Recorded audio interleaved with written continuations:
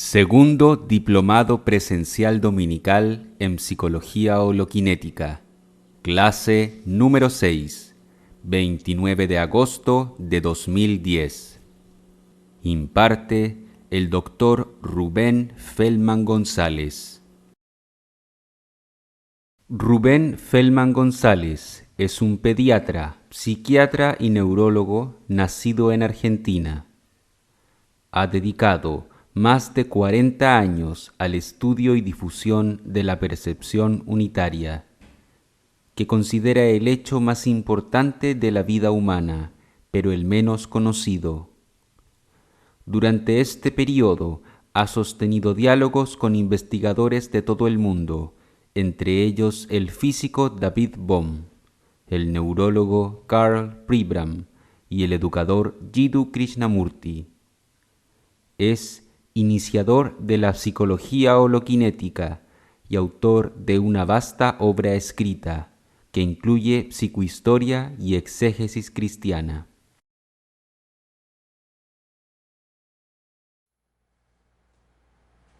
Clase sexta del diplomado presencial dominical. Vamos a repasar los exámenes que se hicieron, que nos muestran que de 9 personas pasaron 3.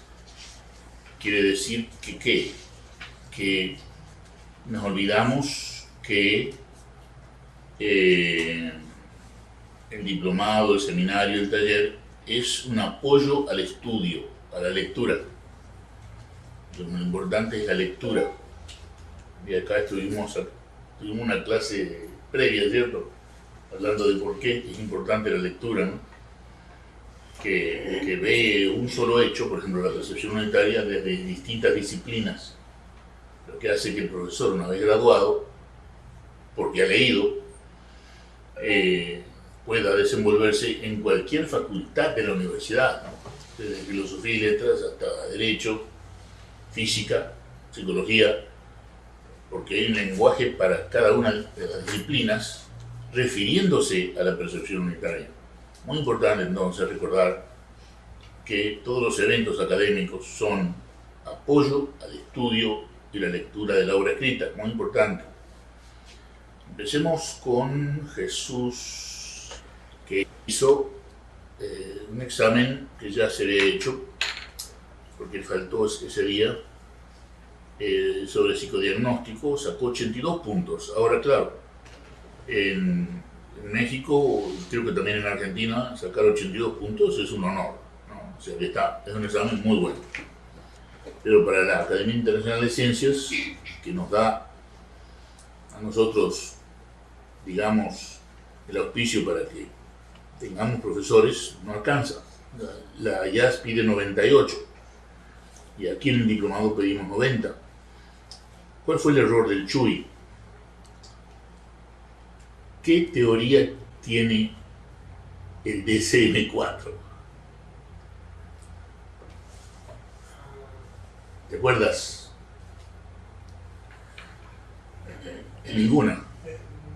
Dijiste psicoanalítica. Y ese fue el error. Pusiste psicoanalítica y en realidad no hay ninguna teoría. El DSM-4 no tiene teoría porque lo que pretende es facilitar el diagnóstico hasta un punto extremo, de manera tal que un chico de 6º grado pueda hacer el diagnóstico y de esa manera desprofesionalizar la salud mental, el campo de la salud mental. Y entonces hay centros de salud mental que ya funcionan sin psicólogo y sin psiquiatra.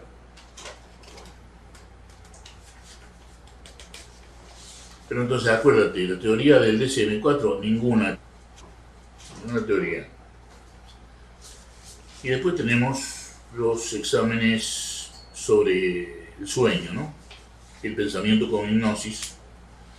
La hipnosis, tú pusiste ninguna de las contestaciones y dice así: la hipnosis fue iniciada por Mesmer en 1777. 2. Presenta una hiperconexión sensorial con el ambiente. 3. Se presenta mucho en India. Y 4. Ninguna puso Ignacio. En realidad es que presenta una hiperconexión sensorial con el ambiente, ¿no? La hipnosis es una hiperconexión sensorial con el ambiente. Por eso no es sueño, que es todo lo contrario. En el sueño hay una casi semi-desconexión sensorial con el ambiente. En la hipnosis hay una hiperconexión. Por eso que es importante esa pregunta, para hacer la diferencia entre hipnosis y sueño, que mucha gente no la hace porque la palabra hipnos en griego significa sueño. Entonces no confundirse con la etimología. Y después, Karina. No sé. Sí, pasaste también el examen anterior con 100 puntos. No, parece que se te olvidó. Sí, esta vez sacaste 90 puntos, pasaste. ¿Y en qué te equivocaste? El sueño es regular. ¿Por qué es regular el sueño? 1, porque es recurrente. 2, porque es reversible. Recurrente quiere decir que todas las noches a las 10 vamos a dormir. El sueño es reversible. Esta es la definición del sueño de Hartman. El sueño es reversible porque, digamos que a las 7 de la mañana se despierta uno. Y tercera opción, porque da registros siempre iguales, que es la correcta. Y tú, Karina, contestaste porque es recurrente. El sueño se llama regular porque es recurrente. Y no, en realidad es porque da registros siempre iguales. O sea que siempre vamos a tener, por ejemplo, el sueño S primero y el sueño D después, a no ser que haya depresión, que va directamente a D, desincronizado. ¿Se comprende esto, no? Entonces, otro que pasó fue Javier. El mismo error que Karina. El sueño regular, pusiste porque es recurrente, en realidad es porque da registros siempre iguales. Neca comete un error, la hipnosis, presenta una hiperconexión sensorial con el ambiente, y tú creo que dijiste ninguna también. Y también el S2, bueno, el S2 es curioso porque es el 50% del sueño, tú pusiste el 20%. Y la curiosidad es que el S2 presenta el 50% del sueño es S2, y esa es la curiosidad. La mayor parte del sueño. Dice que la mayor parte del sueño la mitad del sueño es S2. Bueno, y S4 es el 16%, excepto en los que hacen ejercicio, que aumentan el porcentaje. En Yolanda, 80 puntos, o sea, una calificación tremenda para México y Argentina, pero no para la IAS, ¿no? La IAS es muy pretenciosa. Y entonces, también la hipnosis presenta una hiperconexión sensorial con el ambiente, a diferencia del sueño, que parece que se desconectara un poco uno del ambiente con los sentidos en el sueño, pero no en la hipnosis. En la hipnosis al revés, está uno más conectado. Y también el error del sueño regular, porque tiene registros siempre iguales. S1, 2, 3, 4 y D, excepto en el deprimido, que va directamente a D.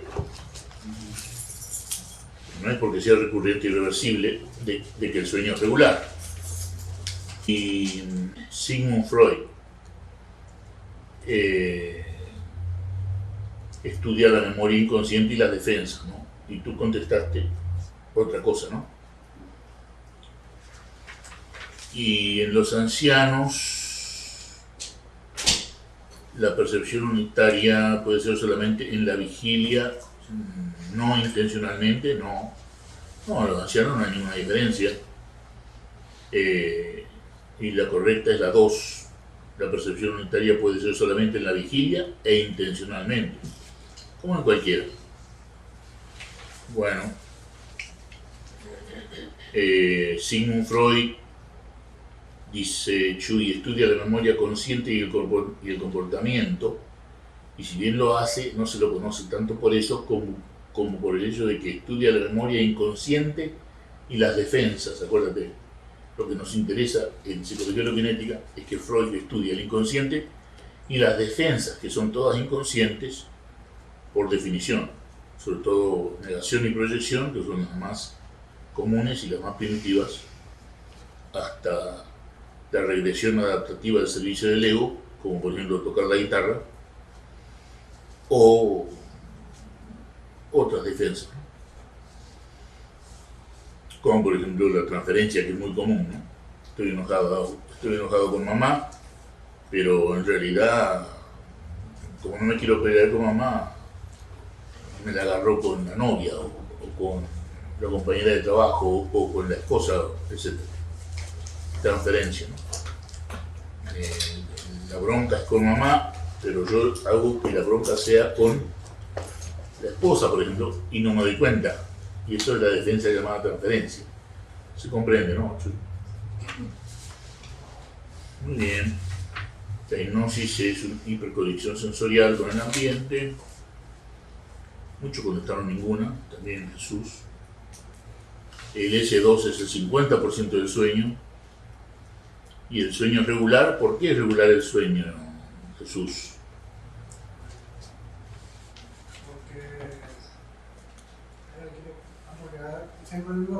Claro, no es porque sea recurrente y reversible. Recurrente siempre a las 10 de la noche, reversible siempre a las 7 de la mañana. No es por eso que es regular, es por los registros que son siempre S y D en cualquier persona. S y D.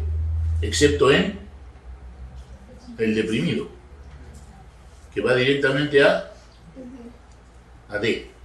El registro no pasa por S, va directamente a D. Y ese 4 es la restauración, que le falta al deprimido. Sin tratamiento, claro. Y el que toma, ¿no? El alcohol. El alcohol.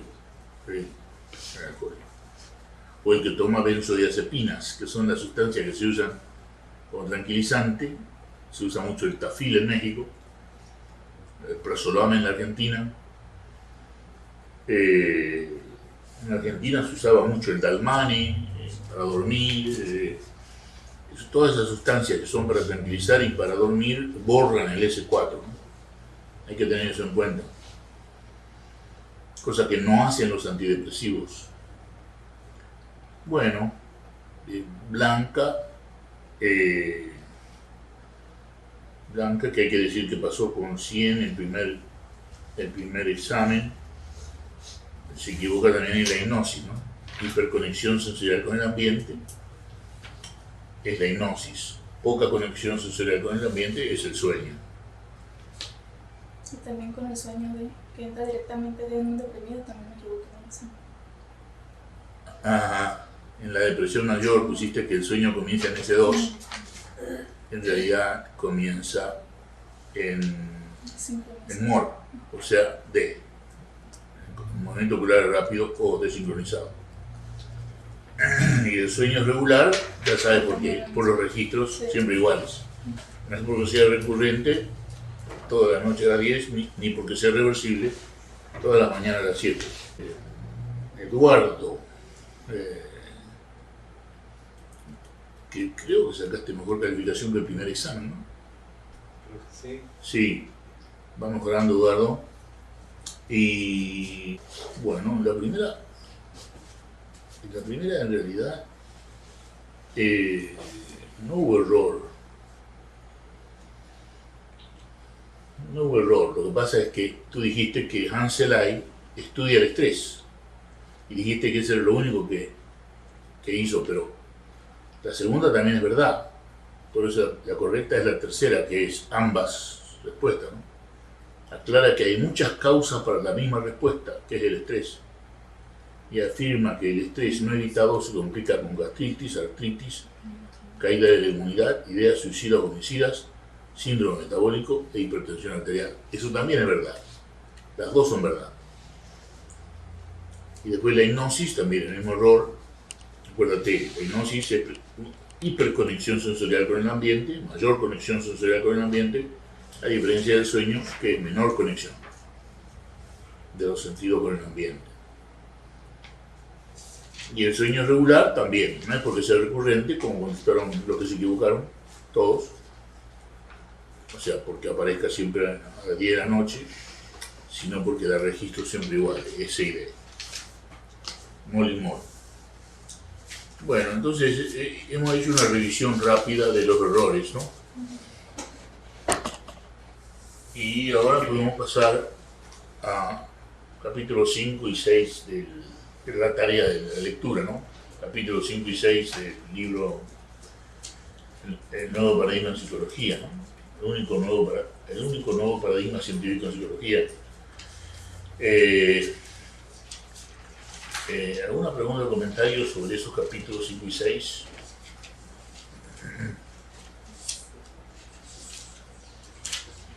A mí Okay. sí, yo sí tengo una... El 6 de la holoquinesis. En la tarea, bueno, en los fundamentos en física hay un párrafo donde no entendí, acá, no sé si puedo leerlo. Sí, Dice, tanto el tiempo como el espacio han desaparecido en el dominio de las frecuencias. Por lo tanto, los límites ordinarios del espacio y del tiempo y los lugares en el tiempo y en el espacio quedan suspendidos y deben de ser interpretados o manifestados cuando se efectúa la transformación al dominio de la imagen. Este párrafo no entendí lo último, cuando se efectúan las transformaciones al dominio de la imagen. Eso no me está claro. Sí, es mi primer libro, esa es mi excusa. Fue mi primer libro. Y yo ahí estoy hablando mucho para decir muy poco, que es un hábito del cual me fui liberando a medida que voy escribiendo, ¿no? Y ahora trato de decir mucho con pocas palabras, porque el que dice mucho con pocas palabras no se quiere lucir, quiere que se entienda lo que uno está diciendo. Entonces, ¿cómo lo diría yo ahora eso? Diría que en la holoquinesis se vuelven irrelevantes el tiempo y el espacio se vuelve uno. Por lo tanto, se vuelve irrelevante África y Argentina y México. Es decir, lo importante es que el espacio es todo uno. Y entonces, eso es lo que tenemos que comprender. Para lo cual, no hay una imagen, ni siquiera una palabra. Es decir, el espacio es uno, es para que se comprenda lo que estamos queriendo decir. Pero no hay una palabra para decir que el espacio es uno. O sea, el dominio de la imagen, ¿no? Que también es de la palabra. No hay una verdadera manera de expresarse para hablar sobre el tiempo irrelevante, dominio de la imagen. ¿Cómo imaginamos el tiempo irrelevante? Yo imagino el tiempo absoluto diciendo son las 10 y 20. Absoluto son las 10 y 20 en Mexicali. Tiempo relativo son las 12 y 20 en Buenos Aires. Porque están en otra posición. Y entonces, posición geográfica. Entonces, tenemos una manera de imaginar el tiempo absoluto y el tiempo relativo. Pero ¿cómo imaginamos el tiempo irrelevante? Si no se hace relevante a la conciencia, por eso se llama irrelevante, cuesta que entre al dominio de la imagen y la palabra. ¿Se comprende? Sí. Sí, se comprende. Primera pregunta de la tarea, de que la holoquinesis tenemos dificultades para hacer que la holoquinesis sea imaginada y verbalizada. ¿Se acuerdan lo que dijimos, no? De que un profesor comete un error muy grande en una clase diciendo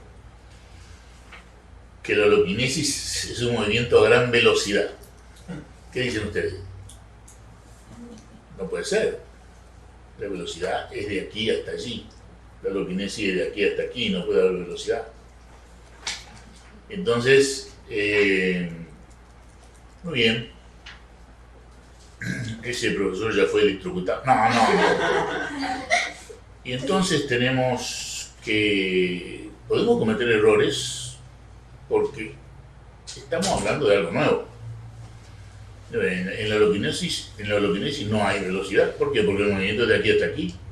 Y para medir la velocidad se necesita el movimiento de aquí hasta allí.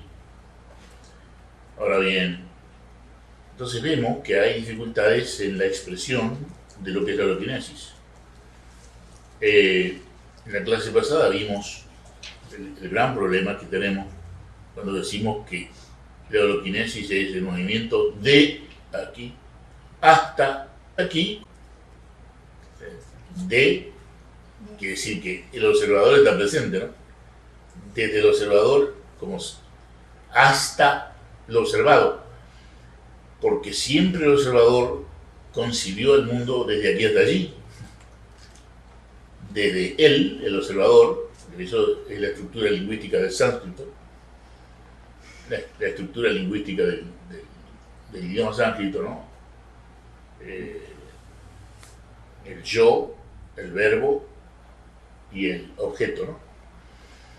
Y entonces el español viene de allí, el idioma español, como casi todos los idiomas europeos, sacando unos pocos. Pero cuando decimos que la oroquinesis es el movimiento de aquí hasta aquí, estamos otra vez cayendo en un problema de idioma. ¿Por qué? Porque la preposición de y la preposición hasta las pedimos prestadas de una cosmovisión anterior, donde el movimiento fue siempre de aquí hasta allí. Y ahora estamos hablando del movimiento de aquí hasta aquí con el lenguaje del movimiento de aquí hasta allí. Eso se comprende también, ¿no? Entonces, bueno, porque tenemos que usar el lenguaje para ir entendiendo, y la lectura y el estudio para entender del todo, porque si no, no se entiende. Insisto que los talleres, los seminarios, los diplomados son apoyo al estudio de la obra escrita, por favor, no se olviden de eso. El estudio de la obra escrita no se puede eludir si ustedes quieren entender esto de manera completa, para todas las disciplinas de estudio del ser humano, ¿no? Científicas del ser humano. ¿Alguna otra pregunta sobre las tareas? Yo tengo una duda. ¿Cuál es la importancia de los movimientos centrípetos y centrífugos en la enseñanza de percepción unitaria? Bueno, en neurología original se hablaba de movimiento centrífugo. Por ejemplo, esto es un movimiento centrífugo, esto. ¿Por qué? Porque el cerebro motor, que es el anterior, ¿no? El área motriz del cerebro, para que se mueva mi brazo, tiene que haber un movimiento centrífugo desde el cerebro hasta el brazo, a través de los nervios. Y centrípeto sería que yo toque esta botella a ver si ya está a la temperatura que me gusta a mí, que es la temperatura ambiente, ¿no? Entonces, el calor de la botella o el frío de la botella centrípetamente va hasta el cerebro. Eso es todo en realidad. ¿Se comprende, no? ¿Comprendes? Sí. Y lo que hace la percepción unitaria es estar, digamos, en el cerebro, ¿no? Entre ambos movimientos. Entre ambos movimientos, sí. Muy bien. Sí, otra manera de entender la percepción unitaria, todavía más sutil. Ajá. ¿Se comprende, no? Sí, pensé que tenía que ver los términos con física, pero ya me aclaró que No, no. Neurología. Sí, neurología, ¿verdad? Sí, neurología del comienzo. La percepción unitaria está entre.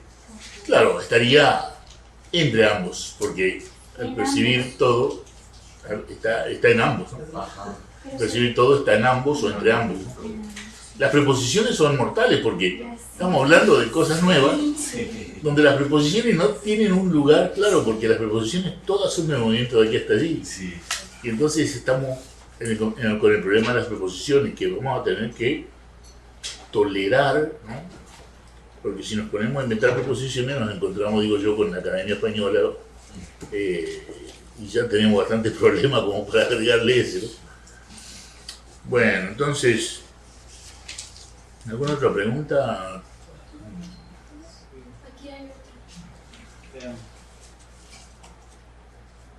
otra. Cuando se refiere a las tres premisas del realismo local, teoría del realismo local, se está refiriendo al viejo paradigma. Dice, nuestro modo habitual de pensar científico parte de tres premisas dogmáticas: el realismo, la inferencia inductiva, la separabilidad o localidad de Einstein. Se está refiriendo Claro. al antiguo paradigma, ¿no? ¿Puedes repetir? Antiguo paradigma. O sea que todo, ¿Puedes repetir? todo cómo? tiene su lugar. ¿Puedes repetir? Bueno, claro que cómo se te va a escuchar, ¿no? La pregunta viene de Eduardo, que dice, página 125 del nuevo paradigma de psicología: nuestro modo habitual de pensar científico parte de tres premisas dogmáticas, o sea que deben aceptarse sin pruebas. 1. El realismo. 2. La inferencia inductiva. Y 3. La separabilidad o localidad de Einstein. ¿Qué es el realismo? Doctrina que afirma que las regularidades en los fenómenos observados son causadas por una realidad física cuya existencia es independiente del observador humano. Bohm, y antes que Bohm, se demuestra de que el observador no está separado del observado. Y un buen ejemplo es, por ejemplo, el EPR, ¿no? Que el observador puede cambiar el spin de un electrón, la rotación de un electrón. Quiere decir que el observador no está separado de lo que observa, como afirma el realismo científico, que asume que el observador está siempre separado de lo que observa. Segundo, ¿está claro eso? Sí, sí. Segundo, quiere decir que tenemos tres dogmas científicos y tenemos que reverlos y por lo tanto que dejen de molestar, ¿no? El segundo, la inferencia inductiva, modalidad válida del pensamiento que puede ser aplicada libremente, de manera tal que conclusiones legítimas surgen de observaciones consistentes. Bueno, esa es la base de la experimentación cartesiana, de que vemos varias cosas, ¿no? Vemos, digamos, hacemos una experimentación y de acuerdo a lo que vemos hacemos conclusiones, ¿no? Entonces podemos decir, bueno, la tuberculosis es producida por el bacilo de Koch. Ah, sí. Y entonces, ¿cómo puede ser que el 98% de la gente tenga el bacilo de Koch? Ah, quiere decir que tenemos un problema con la inferencia inductiva, ¿cierto? Entonces tenemos que ver que existen, como bien dice Salai, el primero que lo dice, muchas causas para una sola cosa. Y en la tuberculosis volvemos a ver de que se necesitan muchas causas, no solamente el bacilo, para producir la enfermedad. Y se necesita una población con muy poca inmunidad para que haya una epidemia de tuberculosis como la que hay en Texas, por ejemplo. Y se necesita una mala alimentación para que caiga la inmunidad. Entonces tenemos varias causas para la tuberculosis también. Y la inferencia inductiva, en este caso, también falla, un dogma científico. Y tercero, la localidad de Einstein. Esencialmente se trataba de que ninguna influencia puede propagarse más rápido que la luz. Eso ya lo decía Newton. Y lo vuelve a decir Einstein, claro. Y entonces aparece un señor llamado Bell, el teorema de Bell matemático. Lo que está diciendo el teorema de Bell es que todos los puntos del universo, puntos que parecían estar discretos, o sea, separados, la palabra que él usa es discretos, o sea, separados, están en realidad unidos ya. Por ejemplo, el Sol se supone que está a 8 minutos de la Tierra, pero en realidad ya está en contacto con la Tierra. Eso lo demuestra Bell con su teorema de Bell. Y esto hay gente que en la universidad todavía no lo sabe. Así que no se sorprendan de que vayan a una universidad y les digan que están hablando tonterías al decir esto, que es una cosa matemática, el teorema de Bell. Y hay muchas otras evidencias que ustedes van a ver en el estudio que demuestran que el hecho de que no haya ninguna influencia en el universo que se propague más rápido que la luz es en realidad equivocado, algo equivocado. Está contestado, ¿no? Está contestado. Sí. ¿Alguna otra pregunta? El orden explícito existe cuando no está el observador. Entonces me contestaste sí, ¿no? Ah, claro. Pero de esta lectura, el orden explícito no existe como objetos, existe como energía y como materia. Claro. Pero- Digamos, este vaso existe sin necesidad de que exista Rubén. ¿Puedes repetir lo que dijo? De que el orden explícito no puede existir sin el observador, implícitamente, ¿no? Dijiste eso. Sí, bueno, ese es el usted. Sí, de que el orden explícito sí puede existir sin el observador, claro, porque este vaso no necesita de Rubén para existir. Es como la mente no necesita del cerebro para existir. Ahí tenemos algo muy importante para la percepción unitaria. Es decir, la mente no necesita del cerebro para existir. Y el sodio no necesita del cerebro para existir. Y el cerebro no produce mente y no produce sodio, pero tanto la mente como el sodio funcionan en el cerebro. Sí, pero en estos capítulos precisamente hemos visto que los objetos se constituyen en la observación. O sea, para que exista esta botella tiene que haber un observador que la vea, porque si no, sería pura energía y pura materia indiferenciable del aire que la rodea y del resto de la materia y la energía del universo. Entonces, lo que quiero decir es que Bueno, lo que acabas de decir es una asunción filosófica. es filosófico. Claro, no es algo científico, ¿no? Y por eso yo digo, cuidado con la filosofía, porque la filosofía puede ser un obstáculo, mejor dicho, lo es. La filosofía es un obstáculo en el estudio de la ciencia, y no nos olvidemos que la percepción unitaria es ciencia de la última, de la más delicada. Entonces no nos metamos con la filosofía, ¿no? Eso me costó, por ejemplo, con un amigo que acá conocen, que es profesor de filosofía y que teníamos largos diálogos por internet. Y le digo, bueno, si tú quieres continuar el diálogo vas a tener que dejar la filosofía. Y bueno, por largo tiempo yo no recibí ningún otro email de él, ¿no? Y entonces asumí que, bueno, era otra de las almas perdidas, ¿no? Y me lo encuentro en un congreso, si no me equivoco, en Guadalajara. Y me dice, he dejado la filosofía. O sea, porque para poder dejar la filosofía hay que entender, por ejemplo, lo que acaba de decir la pregunta de Eduardo, ¿no? Estas tres cosas que acabamos de decir hay que entenderlas. ¿Por qué? Porque si no, no vas a dejar la filosofía. Porque son estas tres preguntas que acabamos de aclarar, la localidad, la inferencia inductiva, etc., son cosas filosóficas, son de la filosofía de la ciencia. Y entonces, si seguimos con esa filosofía de la ciencia, pobre ciencia, ¿no? Pobrecita la ciencia.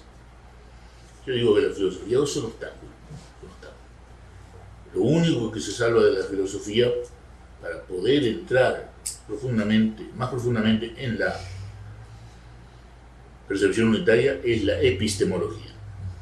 Entonces sí, lo que ves, todo lo que hay. Ahí vamos bien. Ahí vamos bien. Y la epistemología era parte de la filosofía. Pero es lo único que, digamos, se puede salvar de la filosofía. De que lo que ves, todo lo que hay. Y de que esa es la percepción unitaria. Vamos bien. Ahí sí vamos bien.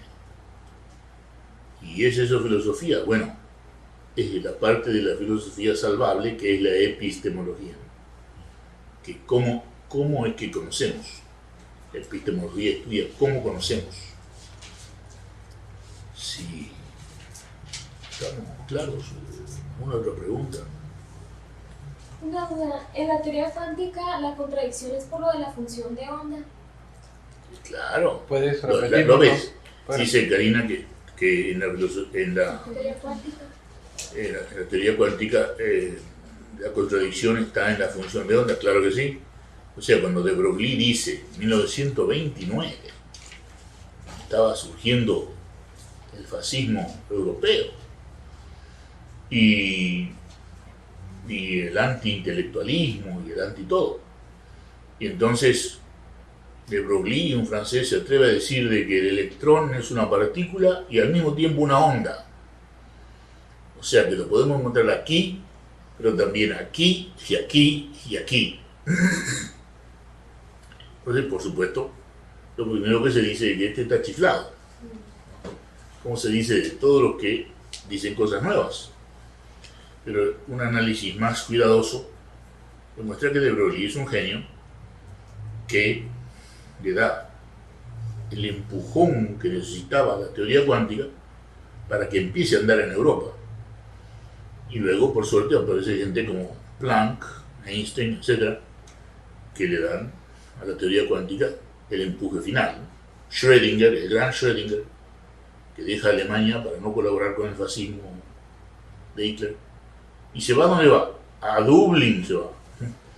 Schrödinger, el gran profesor alemán, se va a Dublín a enseñar. Deja la cátedra de Berlín, que era una de las más codiciadas cátedras de física de Europa. ¿Por qué? Para enseñar la teoría cuántica, ¿no? Pero ya no en Berlín, sino en Dublín. Está contestado, ¿no? Está contestado. Sí. Sí. Entonces, por ello, David Bohm deja la teoría cuántica por esas contradicciones. No, esa contradicción es la esencia de la teoría cuántica. Y la gente dice, esto está chiflado. Y lo primero que se dice de un genio que dice algo nuevo, este está chiflado. Es decir, de Cristóbal Colón decía, este está chiflado, quiere llegar a las Indias yendo para el lado opuesto, ¿no? Y resulta que fue el primero en llegar, yendo por el lado opuesto. Y de la misma manera, vamos a decir, eso es una metáfora, pero cuando de Broglie dice, el electrón es una onda también, o sea, se puede encontrar aquí, pero también aquí, aquí y aquí, este está chiflado. No. Es el comienzo de la aceptación y del estudio profundo de la teoría cuántica, que continúa con Planck, yo estuve en el Instituto Planck de investigación cerebral en Colonia, maravilloso. Bueno, y también Schrödinger y también Einstein y bueno, muchos otros, ¿no? Fermi, etc., indagaron muchísimo en la teoría cuántica. No sé si estoy contestando. Te contesté, ¿no? Pero que parecía tan absurdo, tan ridículo, tan paradójico. Sí, es paradójico. Se llama la paradoja cuántica, que es una de las cosas más geniales que tiene la ciencia. El electrón es a la vez partícula y onda.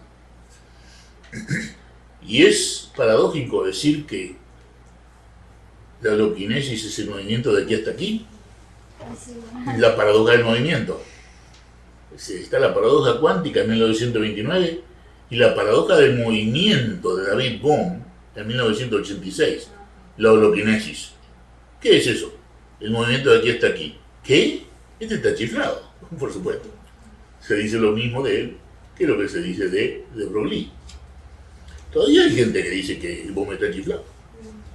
Pero no nos olvidemos que, ahí están las fechas, Galileo enseñaba 100 años después de la muerte de Copérnico, no a Copérnico, enseñaba a Ptolomeo, que había muerto en el año 127, que decía que la Tierra era el centro del sistema solar. Así que esa es una gran paradoja, pero es una paradoja moral. Y yo creo que de paradojas morales está más llena la ciencia que de las paradojas científicas. De que todavía no se comprenda Bohm, de que haya habido dificultades para que se entienda la paradoja cuántica, son parte de la ciencia, ¿no? Son las paradojas científicas. Pero qué paradoja que Galileo enseñara 100 años después que muere Copérnico a Ptolomeo, que murió en el año 127 y que decía que la Tierra era el centro, cuando Galileo sabía muy bien que era el Sol el centro, y que enseñaba así porque tenía miedo de ser quemado por la Inquisición católica. Entonces tenemos que conocer todas estas cosas de la ciencia para que podamos comprender por qué la ciencia se mueve tan despacio, y que desde el año 1986 en la universidad todavía no se hable de David Bohm, por lo menos de la manera sistemática que se debe hablar. Y bueno, ¿he contestado? ¿Sí? ¿Alguna otra pregunta o comentario? Todavía no puedo entender cómo el modelo holográfico puede explicar la motricidad. Da el ejemplo de un diestro que trata de escribir con la mano zurda y dice algo de Sir John Eccles, que había dicho que los potenciales sinápticos en el sistema nervioso no ocurren por sí solos, que se forma una frente de onda o ondas en las dendritas y axones. No. Sí, no, pero eso es neurología ortodoxa, la neurología ¿Puedes repetir un poco? en su más alta expresión, pero no entiendo cuál es la pregunta. ¿Cómo es que el modelo holográfico explica cómo funciona el cerebro? Bueno, eso vamos a hablar ahora. Carl Pribram fue el primero que se atreve a decir que la memoria es holográfica, ¿no? Porque Carl Pribram, tuve la suerte de conocerlo, ¿no? Nos visitó aquí, ¿no? En la cátedra que yo tenía aquí en la UABC, y fuimos con Cecilia a buscarlo a San Diego y lo devolvimos al mismo aeropuerto, y estuvo en la inauguración de la IACE, Guanajuato, y Carl Pribram fue el primero que empieza a hablar del holograma en neurología. Y dice que la memoria es holográfica, o sea que está en todo el cerebro. ¿Qué? Este está chiflado. ¿Te comprendo? Otro pionero. Este está chiflado. ¿Cómo? La memoria está en todo el cerebro. ¿Qué? Sí, o sea, te decía Pribram, usted entra a un cine, está buscando a su amigo, lo invitó a ir al cine, ¿no? Que llega un poquito tarde, ella está sentado y usted lo reconoce desde atrás. ¿Cómo puede ser que usted lo reconozca desde atrás si usted jamás lo vio desde atrás? ¿Te comprendes? Bueno, esa es, la respuesta es, porque el cerebro funciona como un holograma. ¿A esto le llaman plasticidad o a otra cosa? Plasticidad, sí. Pero Sí, la plasticidad implica muchas otras cosas, ¿no? Pero en esencia es parte, en parte es esto. Sí. Pero la plasticidad no involucra la visión holográfica, ¿no? El que sacó plasticidad no tiene ninguna idea de la visión holonómica, ¿no? Por eso digo que en parte es esto, porque no es en todo esto, ¿no? Sí, así es. Sí. Se descubren cosas que pasan a ser fragmentarias, ¿no? Pasan a un cajón que se llama plasticidad. Pero se olvidan de Carl Pribram, que había visto esto mucho antes y que lo había explicado de una manera no fragmentaria. La plasticidad es un cajón, pero si tenemos a la visión holonómica, ¿no? Lo cerebral, la plasticidad es una cosa más dentro del funcionamiento holográfico del cerebro. ¿Tú me comprendes? Sí. ¿Alguna otra pregunta o comentario? A ver si entendí. Entonces, si el cerebro funciona de manera holográfica, quiere decir que hay diferentes puntos de la memoria. ¿Hay medicamentos para olvidar ciertos eventos traumáticos, ¿no? ¿Qué sucede ahí? ¿Vuelve? ¿No? No, esos medicamentos, si los hubiera, serían no éticos. Pero no los hay que yo sepa. Pero si los hay, son ilegales. Sí. ¿Qué medicamento te puede hacer olvidar? En realidad, ninguno, ¿no? Que yo conozca. Ninguno que yo conozca. Pero si lo hubiera, sería no ético. O sea, se puede llegar a borrar la memoria, pero puede llegar a aparecer otra vez. Claro. Como pasa, por ejemplo, en un ataque de alta presión. Se derrama la sangre en el centro de la palabra, por aquí, digamos, en un diestro, porque está aquí en un zurdo y está aquí en un diestro, ¿no? Y aquí se hace el derrame, se pierde la palabra. ¿Y por qué se recobra la palabra? Porque hay otras partes del cerebro que toman la función. Sí. Bueno, la pregunta es que si Bohm estaba interiorizado en la teoría cuántica, por supuesto que sí. Y una de las cosas que decía es que tenemos que dejar de ver, aún desde el punto de vista cuántico, a la materia universal como si fueran bolas de billar, ¿no? Bolas de billar. O sea, átomos, ¿no? Separados. Y aquí tengo un parrafito muy bueno de Bohm sobre cómo veía Bohm al átomo, ¿no?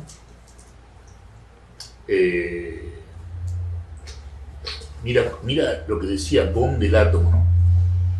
Deja de pensar en el átomo como una bola de billar y define Bohm el átomo diciendo: el átomo es una nube pobremente definida.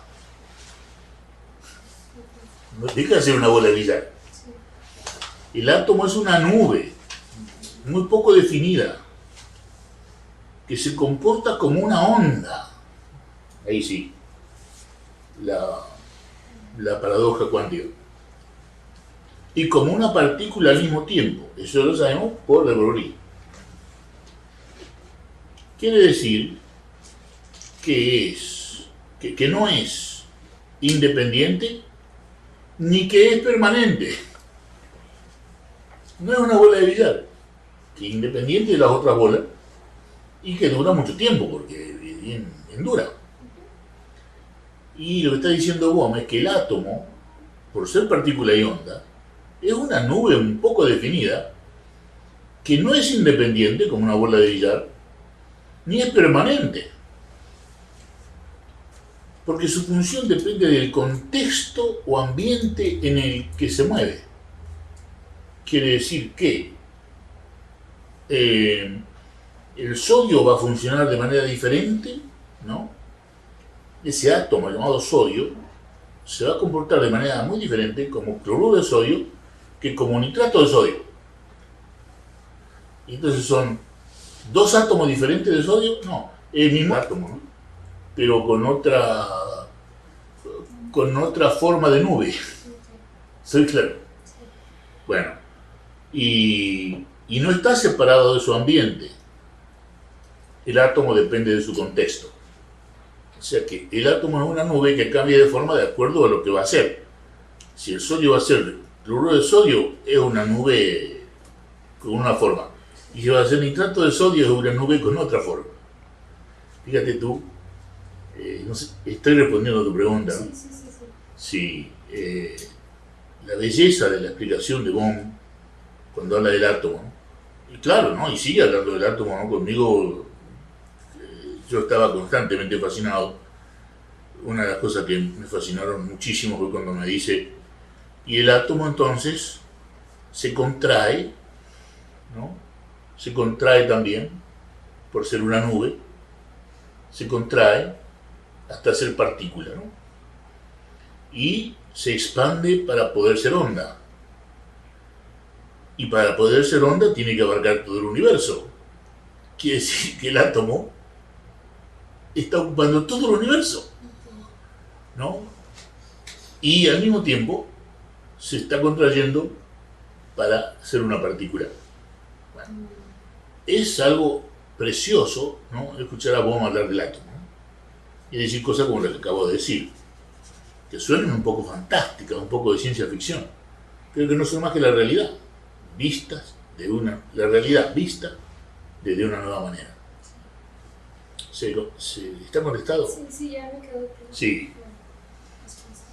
¿Está bien? Pero esos movimientos está implícito que son sin desplazamiento, es nada más para explicarse, ¿no? ¿Lo puedes repetir?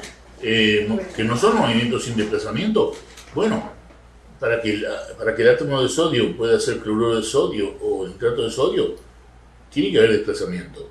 Sí, lo que entiendo que dice Javier es de que para explicarlo se entiende como desplazamiento, pero en última instancia no hay un desplazamiento precisamente. Ah, bueno, no tenemos que asumir que no lo hay. Porque de que el átomo ocupa todo el universo, cuidado. Porque el mismo ser humano ocupa todo el universo. Cuando nuestra vitamina D depende del sol. Cuidado. Pero no es eso filosofía. Ajá. ¿No? Sí, volvemos a lo de...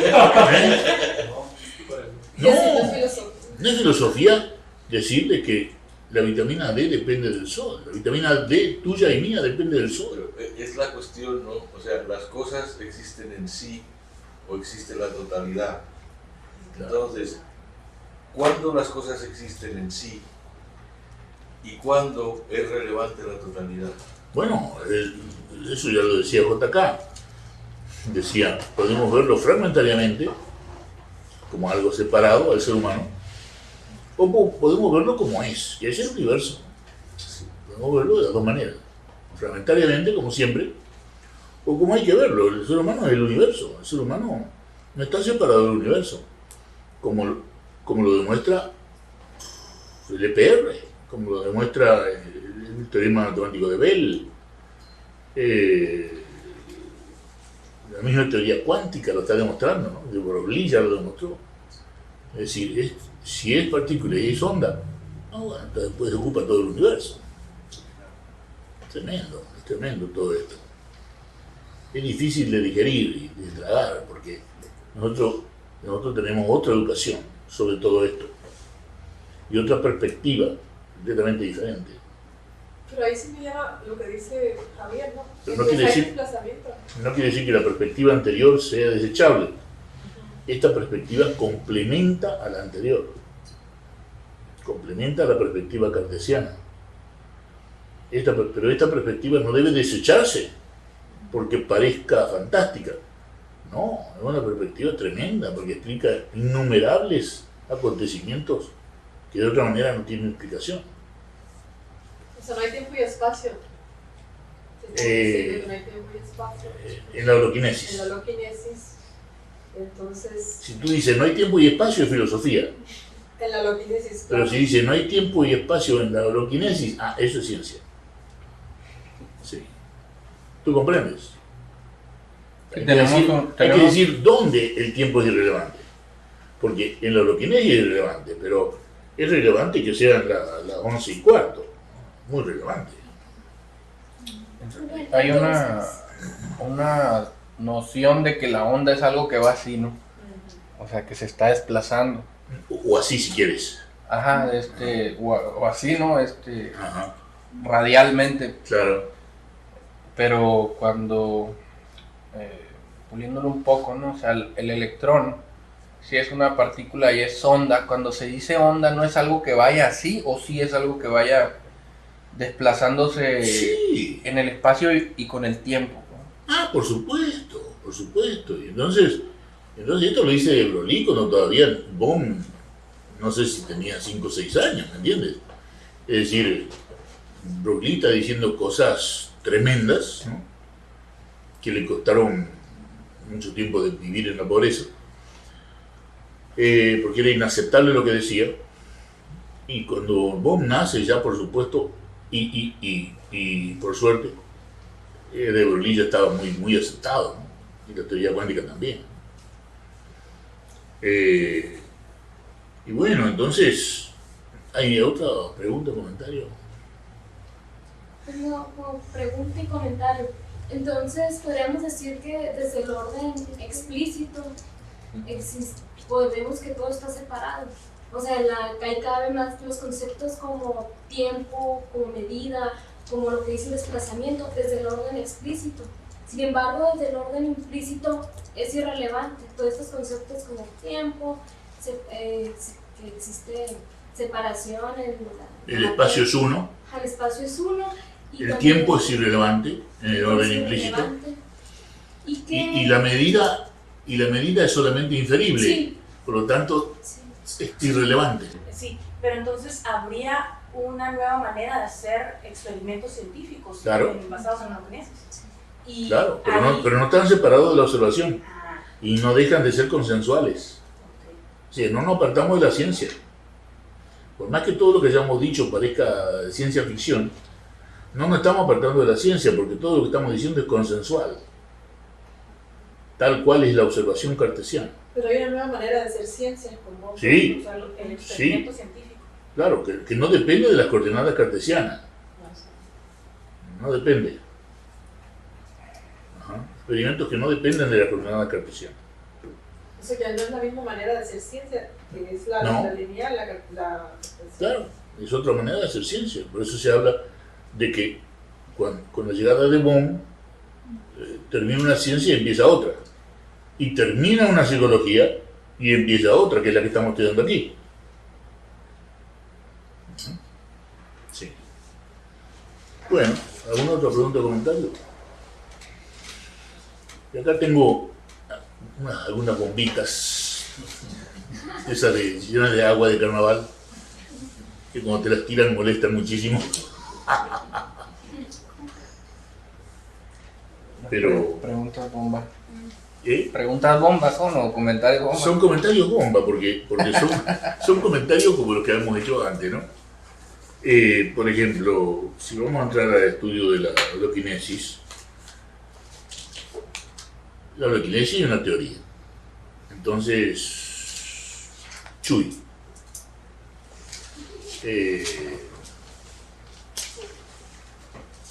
la teoría es un conocimiento.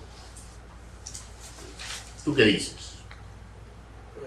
Lo que decía Bohm es que la teoría todavía no es conocimiento. ¿Por qué no es conocimiento la teoría? Porque la teoría es una manera de ver. La teoría es una manera de ver.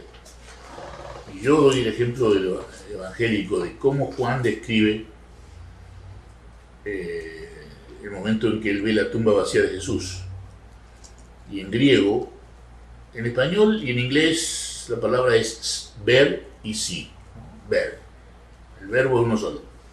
Pero en griego hay tres verbos. Quiere decir que hay tres maneras de ver la tumba vacía de Jesús.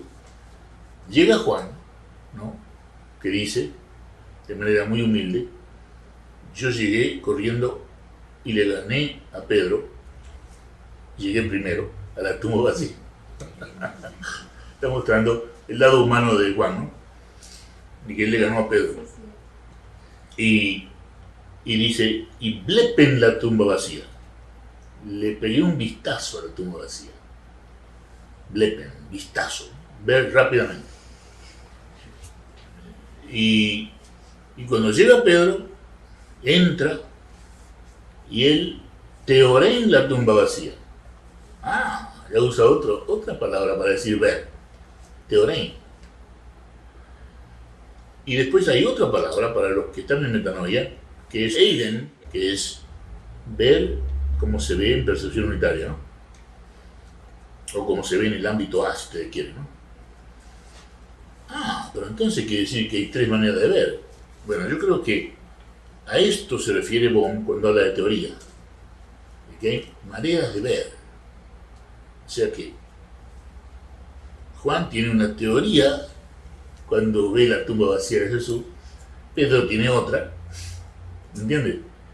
Y habría una tercera manera de ver el problema o el asunto, que es eiden. Son tres maneras de ver, tres teorías sobre la tumba vacía de Jesús. Y miren lo que decía Bohm. La teoría es la manera de observar, estoy traduciendo del inglés, así que tengan paciencia. La teoría es una manera de observar que está siempre cambiando. ¿Qué tal? Por lo tanto, no es ni verdadera ni falsa. Lo importante, decía Bohm, de una teoría es que sea útil, no es que sea verdadera o falsa. ¿Útil para qué? Para que veamos la realidad de una manera diferente. Y después habrá que comprobar si es verdadera o falsa. Pero por el momento es una nueva manera de ver. No es conocimiento verdadero una teoría. Qué belleza, ¿no? Una teoría no es conocimiento verdadero. Es simplemente una manera de ver. No, nada menos que una manera de ver. Una teoría establece sus propias diferencias y distinciones. O sea, hace las diferencias que tienen que hacer entre las cosas, lo que se llaman nociones de orden. Por ejemplo, Descartes veía el tiempo absoluto, como lo vio luego también Newton. Pero Bohm ve al tiempo, tiene una teoría del tiempo, que es diferente. tiempo irrelevante. No vea el tiempo como lo ve Newton, tiempo absoluto. Una manera diferente de ver. Y Freud ve a la mente como pensamiento, consciente e inconsciente. ¿Y cómo se ve el pensamiento en psicología holokinética? Como una de las maneras en que funciona el cerebro. No como todo lo que la psicología es. Manera de ver, claro. Pero es importante comprender que se complementan unas con otras. Y agreguemos que la percepción unitaria no es pensamiento. Y que pensar en la percepción unitaria no es percepción unitaria, ¿se entiende, no? ¿Pregunta o comentario sobre esto?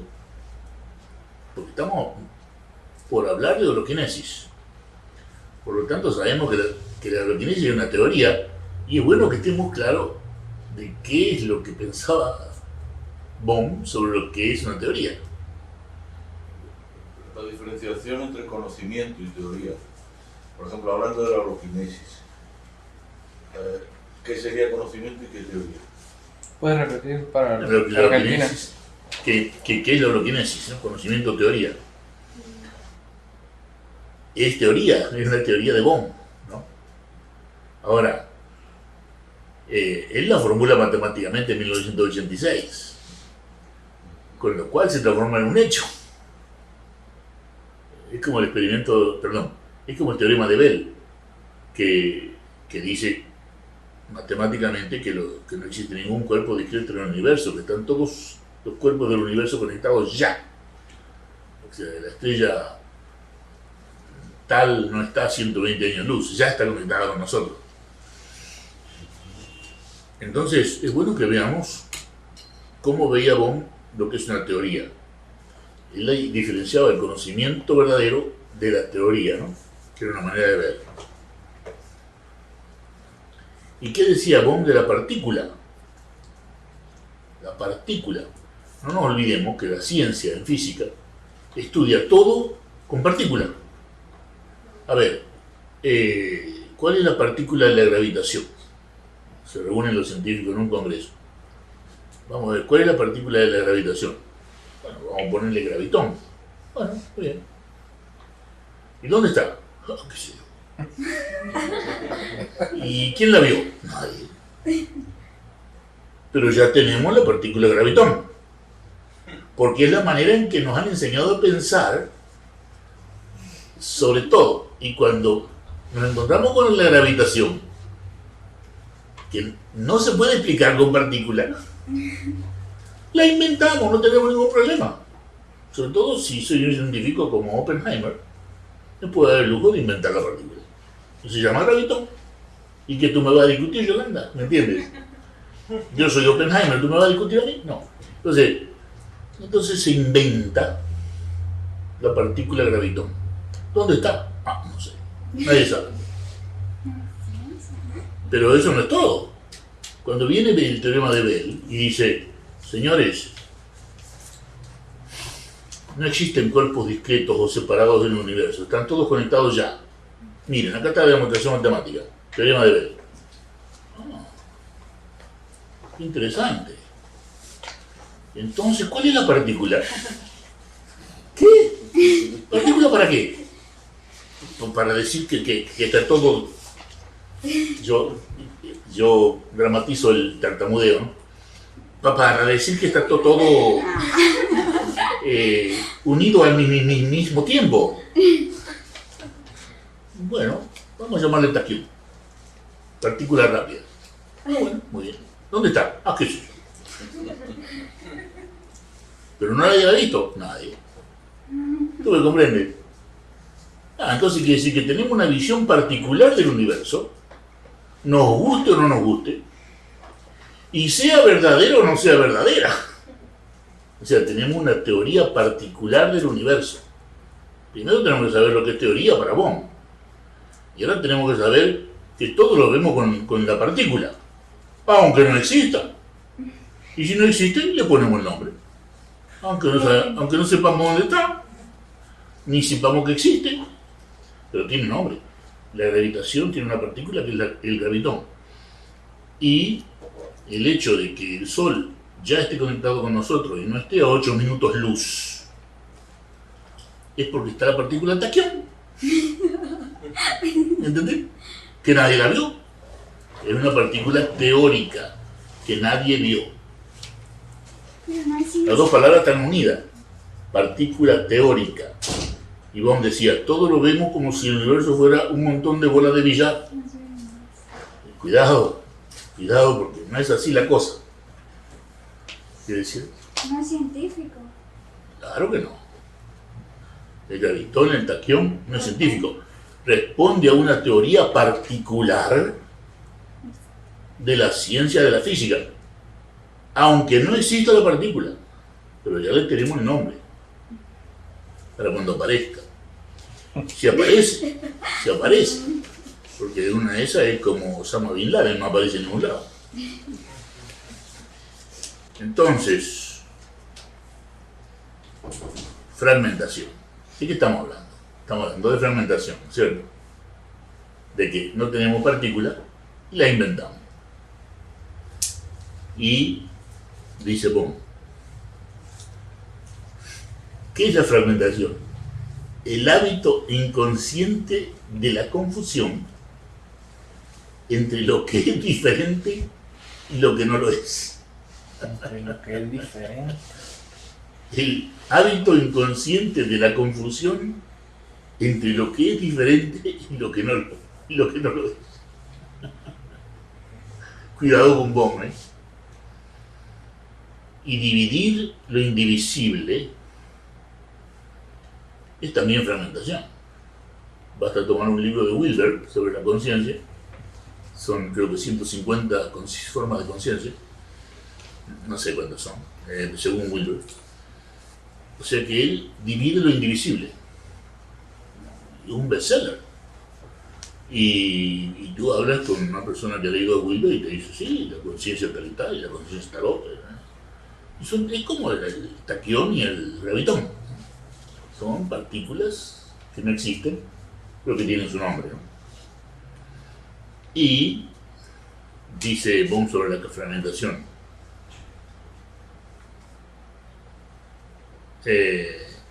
La fragmentación es confundir lo que viene del pensamiento con aquello que no viene del pensamiento.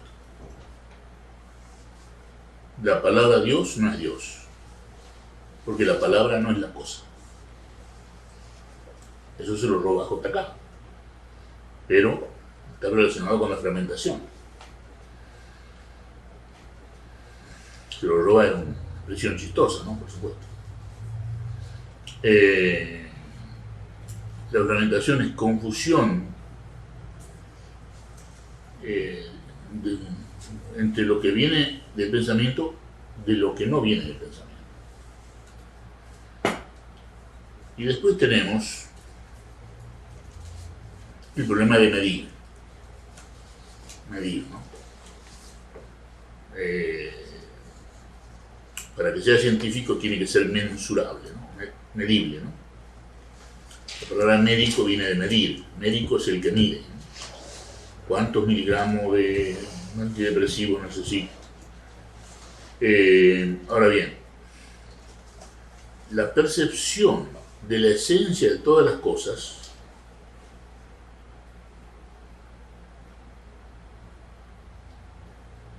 es la medida. La percepción de la esencia de todas las cosas, proporción que es percibida por la mente. Esa es la medida. La razón es una percepción similar a la percepción artística. El razonamiento. La percepción artística es una forma de razonar. ¿Qué es la tragedia? Es aquello que está más allá de toda medida. La tragedia. La tragedia. Por ejemplo, leer una buena obra de Shakespeare, te vas a encontrar con la tragedia. Todos mueren al final. ¿No? Hamlet. Si vieron la película Hamlet, yo leí el libro 3 veces y lo quiero leer 4. Es un gran poeta, el libro de Hamlet, ¿no? creo que una de las cumbres de la literatura, una gran tragedia que dice muchas cosas, ¿no? Y una de las cosas más importantes es la muerte de Ofelia, que es la novia de Hamlet, que antes de suicidarse dice: ah, caramba, lo que el hombre puede ser y todavía no es. Ofelia en Hamlet, una gran obra. Pero es tragedia, ¿por qué? Porque va más allá de toda medida. Hay un fantasma, o sea, un muerto que le está diciendo a Hamlet: tienes que matar a tal persona. Está implícito que nosotros actuamos por las órdenes de los muertos, ¿no? Y que estamos hipnotizados por los muertos, ¿no? Por los vivos, y que nuestras acciones son producto de la hipnosis, si uno quiere ver a Hamlet de esa manera. Y la tragedia, ¿qué es? Es lo que está más allá de toda medida, de toda proporción. Hamlet, un buen ejemplo, que todos mueren al final, y todos mueren en 5 minutos, y el 5% de la humanidad posee el 95% de la riqueza de todo el mundo. Es una tragedia. Y va más allá de toda medida, más allá de toda proporción, de que solamente 5 seres humanos tengan la tierra. 5%. De cada 100 seres humanos, 5 tienen tierra, 95 no. Eso es una tragedia, porque está más allá de cualquier proporción. Sin embargo, no, ¿verdad? Porque se está midiendo. 5.95. Claro, pero la medida es una proporción. Cuando está fuera de proporción, empieza la tragedia. Definición de tragedia, ¿no?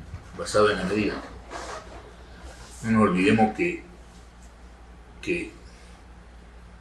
cuando decimos la palabra cuántico es una medida basada en el metro, porque estamos hablando de fenómenos que ocurren a 10 a la menos 37 metros.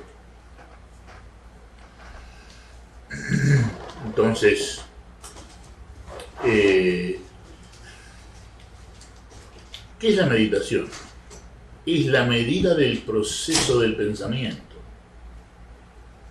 Esto lo conversamos con JK y con vos.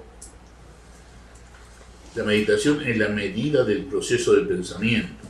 Por eso JK renuncia a seguir hablando de meditación una vez que la definimos, porque se da cuenta que él no estuvo hablando toda su vida de meditación, definida la meditación como la medida del proceso del pensamiento, y que es diferente a ver al pensamiento mientras percibimos el sonido. Eso ya no es meditación, porque la meditación es la medida del proceso del pensamiento. En cambio, la percepción unitaria va mucho más allá.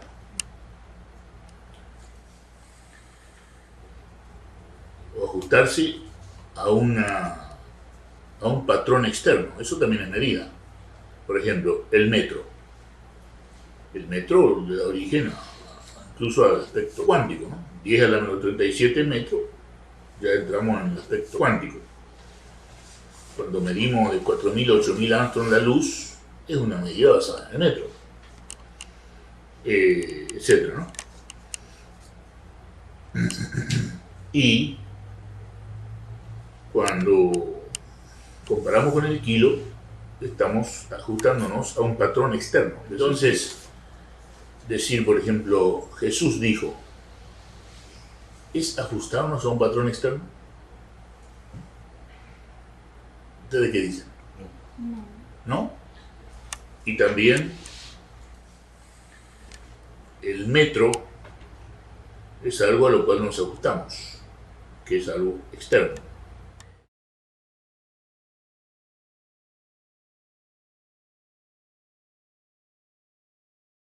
Hablo de que tenemos todos a Cristo en la mente, ¿no? De que Cristo es una parte de la mente de cada uno. Y hay dos cosmovisiones, por lo menos, que son las más nombradas, la occidental y la oriental, ¿no? La occidental se basa en medir y la oriental se basa en no medir, se basa en lo total. Por ejemplo, en sánscrito la palabra matra le da lugar a metro, pero originalmente matra quiere decir medir y le da lugar a la palabra maya, que quiere decir ilusión, lo cual implica que medir es una ilusión, de que medir es una ilusión. Y en eso se basa, son 8 filosofías en la India fundamentales, creo que las 8 se basan en esto, ¿no? De que toda medida es una ilusión. Y en hebreo está la palabra, o en árabe está la palabra shalem, que es todo, y la palabra shalom, que es paz. O sea, están basados en totalidades. Y en el occidente es siempre comparación con un patrón externo, ¿no? Tecnología, desarrollo del mercado, la bomba atómica, la teoría universal de la gravedad, la teoría de la relatividad, todo requiere de medida. Y como patrón siempre el metro. Aunque hablemos del ámbito, perdón, aunque hablemos del aspecto cuántico.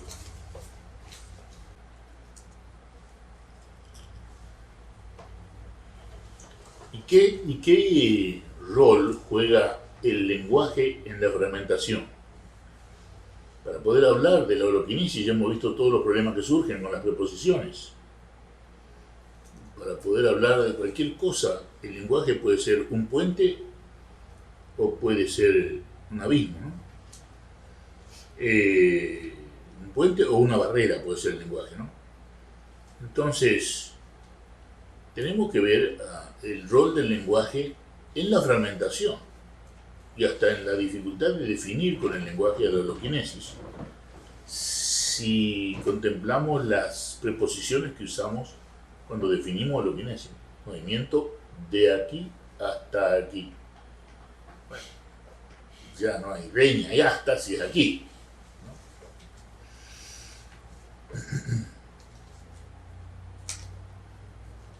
En inglés hay cosas interesantísimas, por ejemplo, basadas en el sánscrito, ¿no? Tiene que haber un sujeto, un verbo y un objeto, ¿no? De acuerdo al sánscrito. Yo os miro, ¿no? Sujeto yo, miro los a ustedes, ¿no? Sujeto, verbo, objeto. Pero en inglés, it is getting dark, quiere decir, se está haciendo oscuro.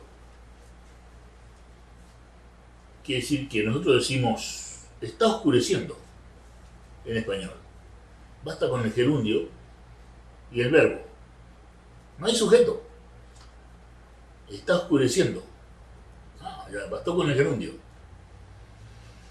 Está lloviendo. Pero en inglés no, en inglés sigue el sujeto. It is raining. ¿Qué es lo que está lloviendo? It. ¿No? It. Pero nosotros no, está lloviendo, se acabó ahí. Y Bohm siempre preguntaba, ¿no? It is getting dark. ¿Y dónde está el que está oscureciendo? Decía Bohm, ¿no? Entonces, it is raining. Eso está lloviendo, ¿no? ¿Qué es eso que está lloviendo? Decía Bohm, ¿no? Sí. Y bueno, hay muchas cosas sobre el lenguaje, ¿no? La estructura de sujeto, verbo, objeto, que es del sánscrito en el lenguaje, junto con las dos cosmovisiones que hemos visto, ¿no? Una que mide y otra que no quiere medir, una que es la occidental, la otra que es la oriental, y todos esos problemas implícitos en el lenguaje tienden a imponerse fuertemente en la manera en que hablamos. La estructura sánscrita, las cosmovisiones que miden y las que no miden, ¿no? Oriental y occidental, ¿no? Verbigracia. Entonces, todo eso se impone en la manera que hablamos. aún en aquellos casos, como hemos visto, ¿no?, en la misma definición de loquinesis, en que un poco de atención revela lo inapropiado del uso del lenguaje. O sea que por más inapropiado, muchas veces es necesario usarlo así.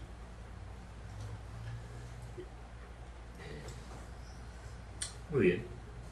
Todo esto está en la página 37 de un libro muy importante de David Bohm, quizás el más importante, que se llama La totalidad y el orden implicado. Wholeness and the Implicate Order. La totalidad y el orden implicado.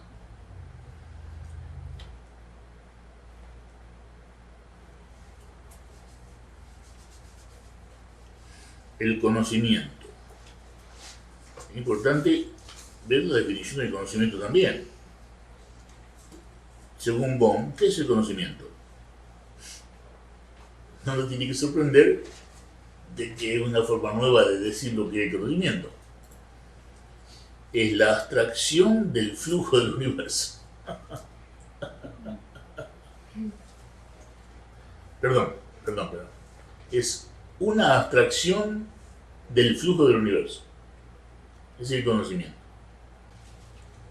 Y dice, no solo que está todo cambiando, incluso el conocimiento,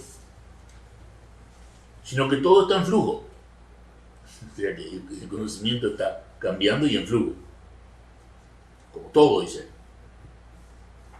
Y todo cambia. Incluso la interacción entre las partículas, ¿no? Y todo es flujo, que es la relación inmediata entre todas las cosas, en ese océano que es el movimiento. Y no hay elementos invariables en el conocimiento. Ustedes saben que Bohm hablaba de las variables ocultas. Y entonces dice Bohm, no hay cosas invariables en el conocimiento, cosas que no cambian. Por ejemplo, el cielo no está siempre nublado. El cielo puede estar nublado, pero no está siempre nublado. Si no hay nada que no cambie en el universo, ¿no? El pensamiento tendría que funcionar en paralelo con la inteligencia como un receptor de radio. O sea que ve a la inteligencia como la conciencia universal. Y el pensamiento tendría que funcionar en paralelo, como si fuera un receptor de radio de la conciencia universal. Así lo veía al recto pensar David Bohm, como un receptor de la conciencia universal.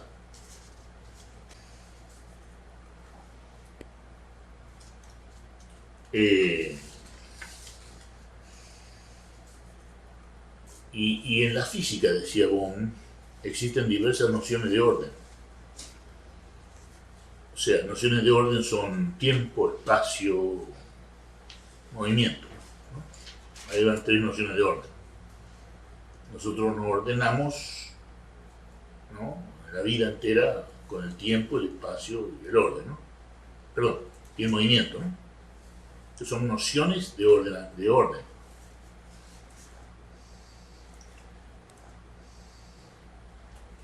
Y entonces decía Bohm,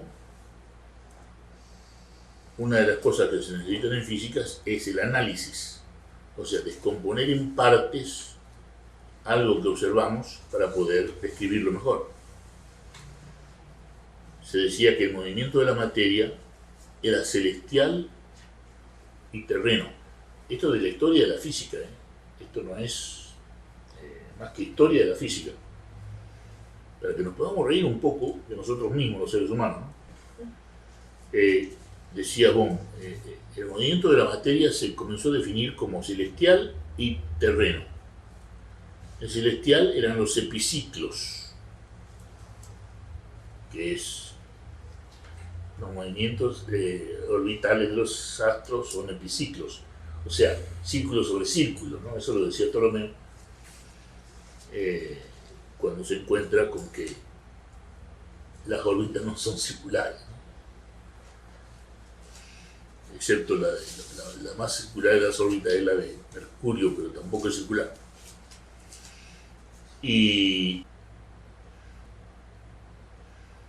Y el movimiento de la materia se divide en el espacio vacío y en el medio viscoso. Galileo hace un montón de descubrimientos en el espacio vacío. Y no sé si ustedes vieron el tubo de Galileo, que se hace un vacío en un tubo y se tira una piedrita y una pluma, y ambas caen al mismo tiempo, ¿no?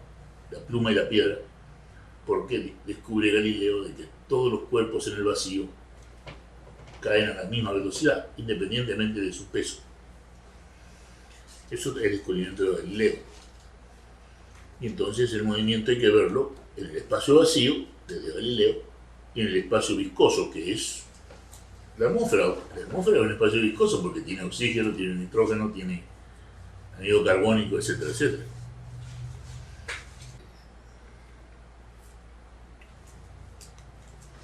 Sí, y en Europa se decía que también tenía el humo del cigarro de Churchill. En una época no se hacía chiste de que así estaba constituida la atmósfera. Eso me lo dijo vos. Y la gravitación universal, ¿no? Que todo cae hacia el centro de la Tierra. Y en eso no hay equivocación.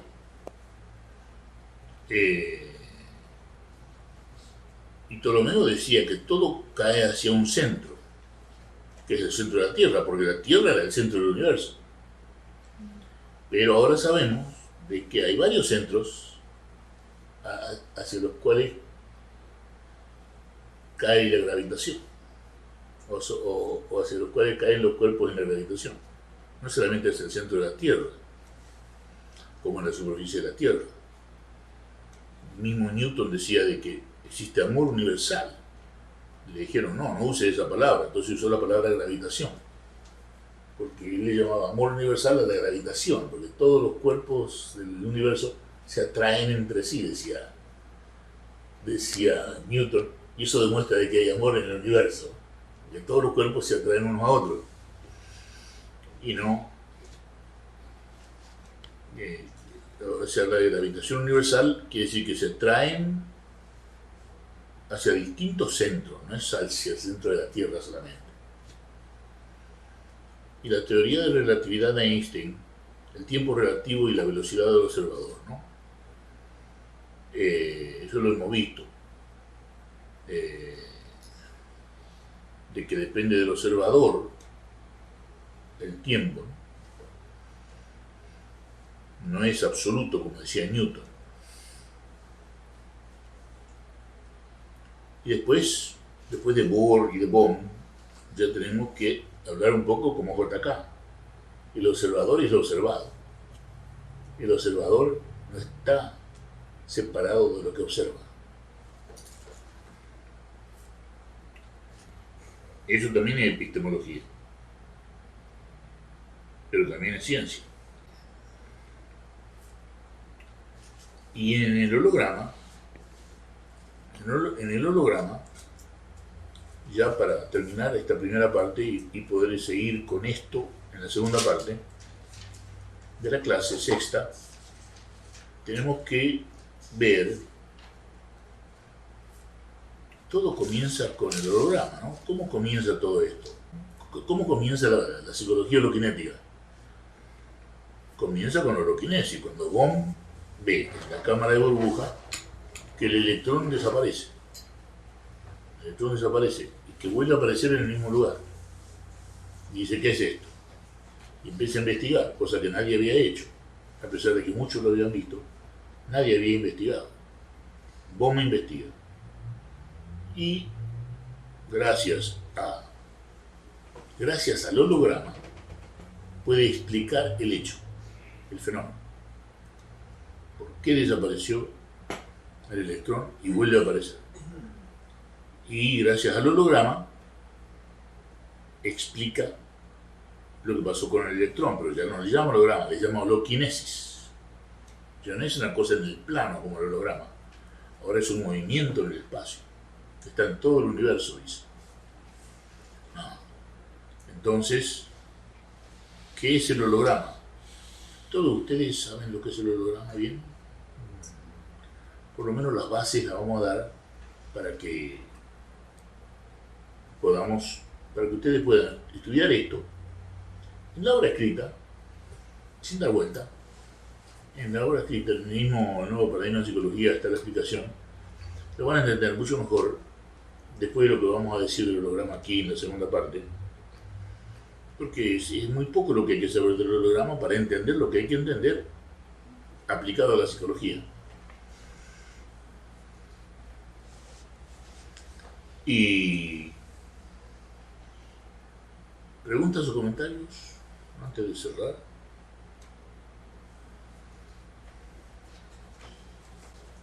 No sé si en Argentina. En Argentina, ¿alguna pregunta o comentario?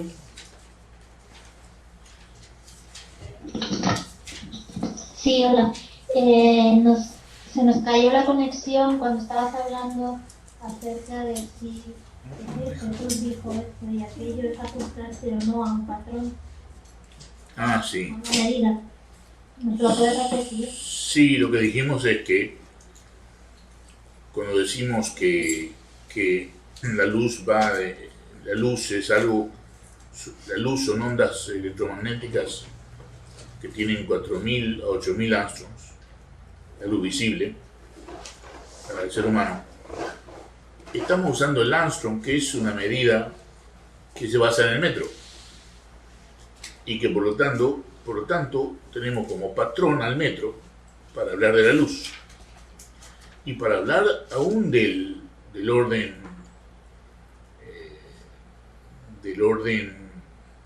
cuántico. Usamos al metro para la medida. Esa es nuestra referencia, el metro. Y entonces hay un patrón externo al cual nos ajustamos, en este caso el metro. Entonces surge la exégesis, ¿no es cierto? En religión decimos que Jesús dijo, es ajustarse a un patrón externo. Y alguien nos recuerda de que Pablo dijo que Jesús, o el Cristo, es algo que está en la mente del ser humano, no es algo externo al ser humano. Por lo tanto, entonces, saber lo que dijo Jesús no es ajustarse a un patrón externo si sabemos que Cristo es parte de nuestra mente, ¿no?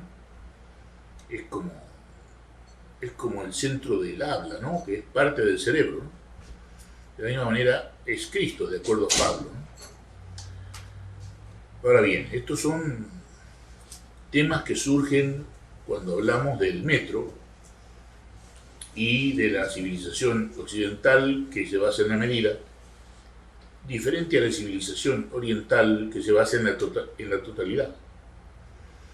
Entonces, estamos viendo que es necesaria la medida y que es necesaria la totalidad. Y que el hecho de que Bohm descubra la holoquinesis es el hecho de que está introduciendo la totalidad, aún en la civilización occidental que está basada en la medida. Y eso, creo yo, en buena parte puede ser una de las razones de ignorar a Bohm. Pero todo esto fue para introducir lo que vamos a hablar en la segunda parte, que es la holoquinesis, ¿no? ¿Qué es el holograma y qué es la holoquinesis? Para que se entienda bien después en la lectura, ¿no? Porque hemos dicho de que todo lo que sea seminario, taller y diplomado no son más que ayudas para la lectura y el estudio de la obra escrita. Muy importante esto. ¿Está claro? Sí, estupendo, muchas gracias, Rubén. 2 más 2 son 4. Ese es un conocimiento que pueda cambiar. Hablando, ¿no?, de que el conocimiento es algo cambiante. Bueno, es un hecho, más bien, ¿no? Es un hecho. Claro, y interesante que Bohm decía que la matemática era una perfecta ilusión de certidumbre. Decía, ya es hora de dejar de decir que la psicología es 2 más 2 igual a 5, ¿no? Y que 2 más 2 igual a 3. Ahora, con la psicología científica, que es la hologenética, podemos decir también en psicología que 2 más 2 igual a 4, ¿no? Y que no, eso no es discutible, es como decir, una vez que definimos la percepción unitaria no es diferente para Chuy, pero bueno, es la misma, eso es lo que queremos decir con 2 más 2 es 4, ¿no? A pesar de que todo lo que se dijo del conocimiento, que es un flujo que cambia, ¿no? Bueno, pero la percepción unitaria es la misma para todos, es como 2 más 2 es 4. No es que sea diferente para cada persona, no. Porque existe toda una escuela romántica en Europa, nace en Europa, que estaba basada en la idea de que cada cual tiene que encontrar su manera de llegar a Dios, ¿no? O cada cual tiene que encontrar la manera de seducir a una muchacha, por ejemplo. Esos son principios del romanticismo, ¿no? De que cada cual tiene que rebuscársela. Y cada cual tiene su camino y encontrar su propio camino. Y eso es algo que nosotros estamos contradiciendo, no. Estamos diciendo, no es que cada cual tenga una manera de llegar a la percepción unitaria. Hay una sola manera. Lo que sí es cierto es que Rubén no puede hacer la percepción unitaria de Cecilia. Eso sí es cierto. Entonces sí es cierto de que cada cual tiene que encontrar la percepción unitaria. Sí, eso es cierto. Pero, y siempre la misma. Pero de que Rubén no la puede hacer por Cecilia, ni Cecilia lo puede hacer por Rubén, eso también es cierto. Pero aclarar estas cosas es importante, ¿no? Para no caer en la filosofía de tipo romántico que es para confundir, ¿no? No sé si hay alguna pregunta en Buenos Aires antes de cerrar.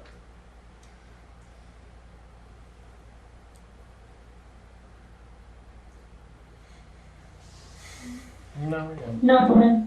Entonces, nos tomamos unos 15 minutos, ¿qué les parece? Ok.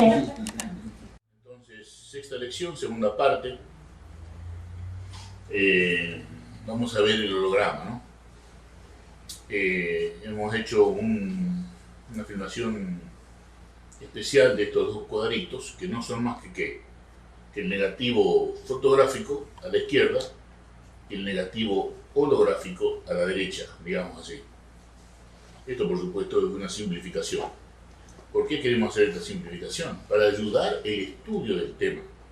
Porque esta es la base de la holoquinesis y la base de la psicología holoquinética.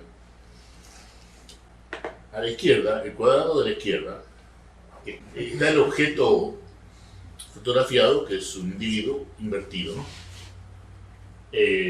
La cabeza abajo y las piernas arriba, ¿no? Y para tener un negativo fotográfico se necesita luz. También se necesita lente. La lente es lo que invierte la imagen del objeto en el negativo, aparece invertida. Y también existe correspondencia de punto a punto, quiere decir que la nariz del objeto está representada en un punto en el negativo, que es la nariz de la persona. Punto nariz en el negativo. Punto nariz en la persona fotografiada, punto nariz en el negativo fotográfico. Eso se llama correspondencia de punto a punto o punto por punto. Se corresponde punto del objeto con el punto del negativo. Y todo lo que vemos ahí es explícito, ese es el orden explícito, ¿no? Ahora bien, vayamos al negativo holográfico. Siempre simplificando para facilitar el estudio, no se olviden que el estudio es lo fundamental. ¿Qué vemos entonces en el negativo holográfico? Que es el cuadrito de la derecha. El anterior era el negativo fotográfico. No nos olvidemos que el holograma es una técnica fotográfica. En el negativo holográfico se ven espirales y rayas de interferencia lumínica, porque se usan dos rayos de luz. Uno de ellos viene del objeto fotografiado y otro no. Son dos rayos de luz que confluyen en el negativo. y hacer interferencia. ¿Qué luz se usa? No se usa la luz del sol ni de las lámparas. Se usa el láser, que es luz amplificada. En inglés, Light Amplificator of Stimulated Emission of Radiation. Amplificador de luz de la radiación de emisión estimulada, algo así. El láser es luz amplificada y estimulada. No es luz lo que se usa en el holograma, es láser. Tampoco se usa lente, se usan espejos. Y no hay correspondencia de punto a punto. En primer lugar, vemos que ni siquiera está el objeto allí en el negativo holográfico. ¿A dónde está el objeto fotografiado? No está. Hay rayas y espirales de interferencia lumínica. Ni siquiera se ve el objeto fotografiado. Parece una mala fotografía. Sin embargo, haciendo pasar el rayo láser por este negativo, vamos a tener en el campo, en el punto focal, más atrás del negativo, la estatua de luz completa del objeto fotografiado, que puede ser la persona. Toda la estatua de luz de la persona va a estar en el punto focal de atrás. Pero no hay correspondencia de punto a punto.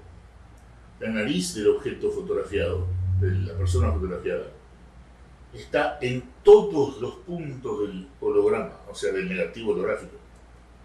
Y el pie está en todos los puntos del negativo holográfico.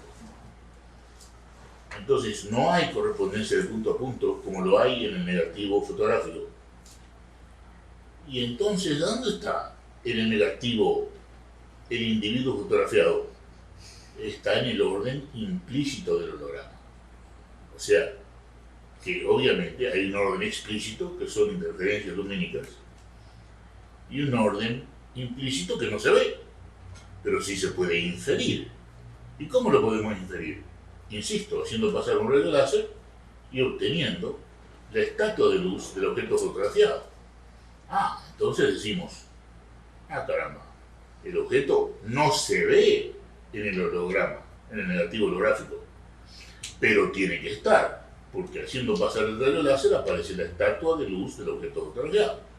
Entonces, inferimos que el objeto está allí, pero está implícito, no está explícito. Entonces, obviamente, el holograma nos muestra que hay, además del orden explícito, el orden implícito. Ahora bien, ¿esto por qué es importante? Porque David Bohm me cuenta, el primer día que nos conocimos, después de obligarme a estudiar el holograma, pero estudiarlo toda una noche, no fue así tan simple como esto, como tiene que ser, simple como esto, para entenderlo, para la psicología de la loquinética. Me dijo, no, si usted no sabe el holograma no podemos hablar. Voy, estudié el holograma, vuelvo, y como volví tan pronto me dice, no, tiene que leer el holograma, ya lo leí. Eso le gustó. Hubo una afinidad muy grande enseguida con él, nos hicimos muy amigos. Y me dice, yo estaba viendo el electrón en la cámara de burbuja, desapareció, vuelve a aparecer en el mismo lugar. Lo comento con Einstein, con Fermi, con la gente que estaba allí. Y me dicen, eso ya lo hemos visto, no hay ningún problema. Y bueno, dice, ¿dónde puedo leer esto? Dice, bueno, en ningún lado no se ha escrito nada de eso. Entonces, Bohm comienza a estudiar esto. Pero comienza a estudiar esto por allá por el año 1940-43, cuando él abandona el proyecto Manhattan, ¿no? Que era el proyecto para construir la primera arma nuclear, la primera bomba atómica. Él abandona eso porque no quiere construir armas. Y entonces comienza a investigar esto. Estamos por allá por el año 1943, por allá, que es el momento en el cual Denis Gabor está, gracias a Leibniz, está haciendo realidad el sueño del holograma. Pero como no tiene plata, está en Hungría, Gabor, Denis Gabor, está en Hungría, luego lo hacen premio Nobel de física, pero todavía era un pobre húngaro queriendo demostrar de que con un punto de luz de gran intensidad se puede sacar una fotografía que no es en el plano sino en el espacio como estatua. Y esta idea loca, por supuesto el gobierno de Hungría, que estaba en guerra, no le iba a dar dinero para comprobarlo. Pero más tarde, por allá, si no fue por los 50 o tempranos 60, en la Universidad de Michigan, dos personas, Leith y Upatniks, usando el modelo de Denis Gabor, descubren el primer holograma. Y entonces Denis Gabor pasa al frente, digamos, y le dan el premio Nobel de Física. Y cuando David Bohm se entera de esto, dice: Eureka, lo encontré. Acá está la explicación de lo que pasa con el electrón, que desaparece y vuelve a aparecer en la cámara de burbuja en el mismo lugar. El electrón tiene, como todo en el universo, un orden implícito, igual que el relativo holográfico. El electrón tiene, en todo el universo existe el orden implícito, no solamente en el plano del ser negativo. En todo el universo existe orden implícito, por lo tanto el electrón tiene un orden implícito, como este vaso tiene su orden implícito, y nosotros. El orden implícito está en todo el universo. Y en ese orden implícito todo es uno, nosotros somos todos uno también. Eso lo vamos a ver en las múltiples evidencias que existen al respecto. Científicas, evidencias científicas, por supuesto.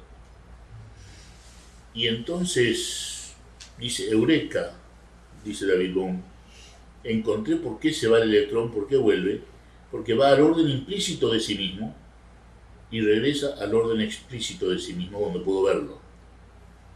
Muy bien, comienza a escribir al respecto y faltaba solamente que lo abofetearan, porque lo demás todo lo hicieron. Estuvo en Brasil enseñando a su esposa, Saral no le gustaban los mosquitos, entonces él se quejaba mucho de los mosquitos, entonces él se va a la Universidad de Londres y sigue la exploración en la Universidad de Londres, ¿no? Allí escribe ese maravilloso libro que es La totalidad y el orden implicado, que creo que está impreso, editado por la editorial Kairos, ¿no? Si no me equivoco, Kairos, en español. Y si lo quieren en inglés, editorial Kegan, con K, Kegan Paul, en inglés original. Bueno, David Bohm pega el gran salto de empezar a hablar de esto en la universidad. Y bueno, claro, él no me lo dijo así, pero a la manera en que Rubén interpreta las cosas, solo faltaba que lo bofeteara, ¿no? Así, de esa manera un poco chistosa que yo veo las cosas, ¿no? Y estaba realmente, él se sentía solo y despreciado por hablar de esto. Yo lo conozco en el año 78, gracias a Dios. Le doy gracias a Dios por ese privilegio. Lo conozco en 1978, gracias a JK, y gracias a que le escribo una carta y me dice: venga cuando quiera. Entonces, cuando pude juntar el dinero, voy a Londres, me trató como un hermano, excepto el primer día que me obligó a estudiar el holograma, que lo di, no.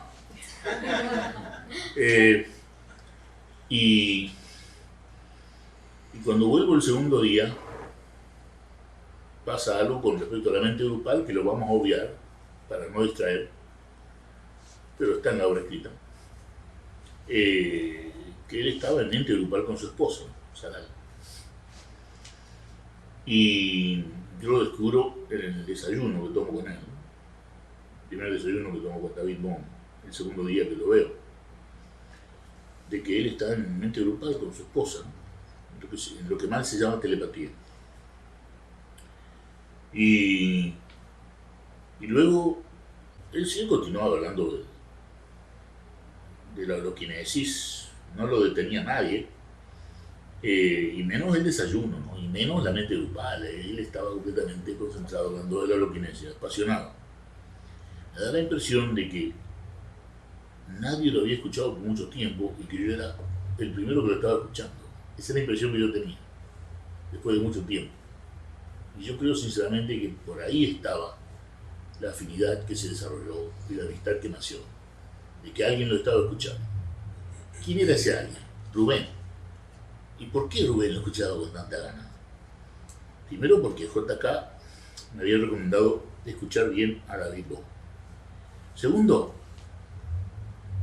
porque cada cosa que decía este hombre era una cosa que no solamente me fascinaba, sino que me quitaba todo punto de referencia anterior. Todo punto de referencia anterior. Así que yo estaba como una especie de nube mística hablando de física. Realmente. Yo estaba como en una nube. Y así estuve todo el tiempo que estuve con él, ¿no? Esos primeros 20 días que estuvimos juntos. Y bueno, ¿y qué hablamos? ¿Qué hablamos? Él dice, lo que usted ve en el holograma está en el Planck. No hay correspondencia de punto a punto porque todos los puntos están en todo el holograma. Bueno, eso ya lo decía Leibniz, que en la mónada, que es la unidad universal, está reproducido todo el universo. Y de que en cada punto del universo está reproducido todo el universo. Eso lo decía Leibniz. Ahora bien, él lo demuestra matemáticamente en 1986. Yo lo conocí en 1978 aún. Tuve 8 años para ver, nos veíamos 2 o 3 veces por año. En esos primeros 8 años pude ver cómo se iba desarrollando matemáticamente el concepto de holoquinesis. Ese gran privilegio, ¿no? Y al mismo tiempo yo iba viendo, porque desde el principio estuvimos de acuerdo de que esto tenía que ser el origen de una nueva psicología que naciera en la física y no en la psicología. Y entonces yo ya estaba viendo en esos 8 años cómo se podía hacer para llevar todo esto a la psicología. Por suerte, nos veíamos con Bohm 3 veces por año para dialogar sobre eso. Y pronto se une JK, Jiddu Krishnamurti, a ese diálogo. Y entonces, de esa bendita colaboración, va saliendo un lenguaje muy pulido, que es el que ustedes están leyendo cuando leen la obra escrita. Entonces, ¿qué es el orden explícito? De acuerdo a Bohm, es lo que se manifiesta del universo. Porque hay un universo inmanifiesto, implícito, y otro manifiesto. Decía, el orden explícito es el que podemos agarrar con la mano. Incluso él dice, manipulación viene de la palabra mano. Y es el orden al cual se refiere Descartes, o Descartes, cuando habla de las coordenadas cartesianas, ¿no? y investiga los fenómenos a la manera cartesiana. Y todo esto, la manera cartesiana de entender el universo, en el orden explícito, está basado en el movimiento de aquí hasta allí. No se olviden que la holoquinesis de Bohm se resume diciendo que es el movimiento de aquí hasta aquí. Ya hemos visto el problema de la preposición de, la preposición hasta, pero vamos a usarlas, sabiendo que es lenguaje limitado, para explicar lo ilimitado. Y entonces, Descartes y toda la ciencia que estudia el orden explícito están estudiando el movimiento de aquí hasta allí. El movimiento es una de las funciones de orden, como es el tiempo y como es el espacio.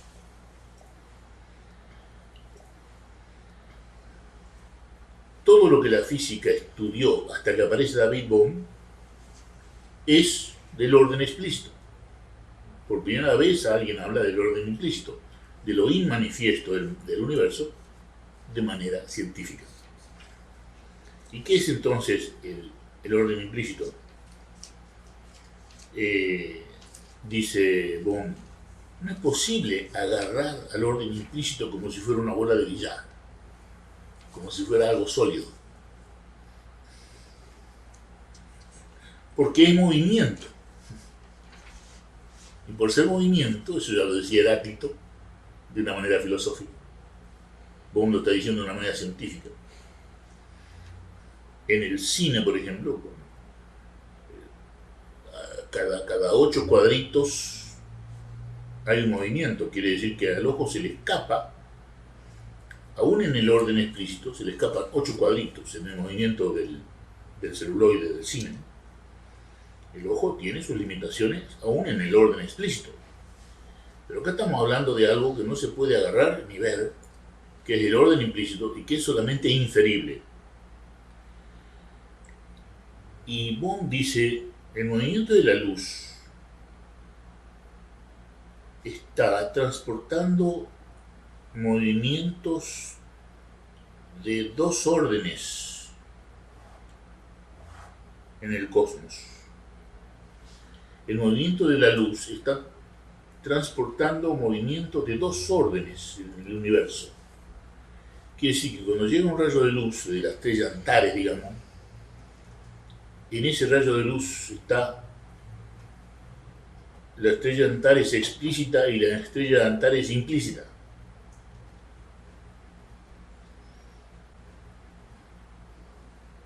Y entonces dice Bohm, lo que usted vio en el plano, como el negativo holográfico, está en todo el universo, está en todo el espacio.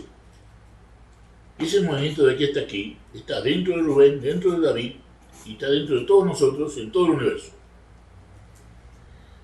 Y la holoquinesis, dice Bohm, es como un inmenso mar de energía, pero de una sola energía. Una energía innombrada, nunca ha sido nombrada. Porque claro, nadie había hablado de esa energía. ¿Cómo lo van a nombrar? Por suerte, se salvó de ser nombrada como el gravitón y el taquión. Y entonces, bueno, hay una energía que es única, que es la del orden implícito, y que es como un inmenso mar de energía que está en todo el universo. Y ese movimiento, de aquí hasta aquí, entre el orden implícito y el explícito en todo el universo, está en todo el universo y siempre presente en el presente. Y ese movimiento va de aquí hasta aquí en todo el cosmos, insisto. Y ese inmenso mar de energía se percibe como flujo o como vacío. Pero se explicita en todas las formas de energía que se conocen en física. Gravitación, energía electromagnética, energía nuclear, energía débil, que es la que une las partículas del núcleo atómico.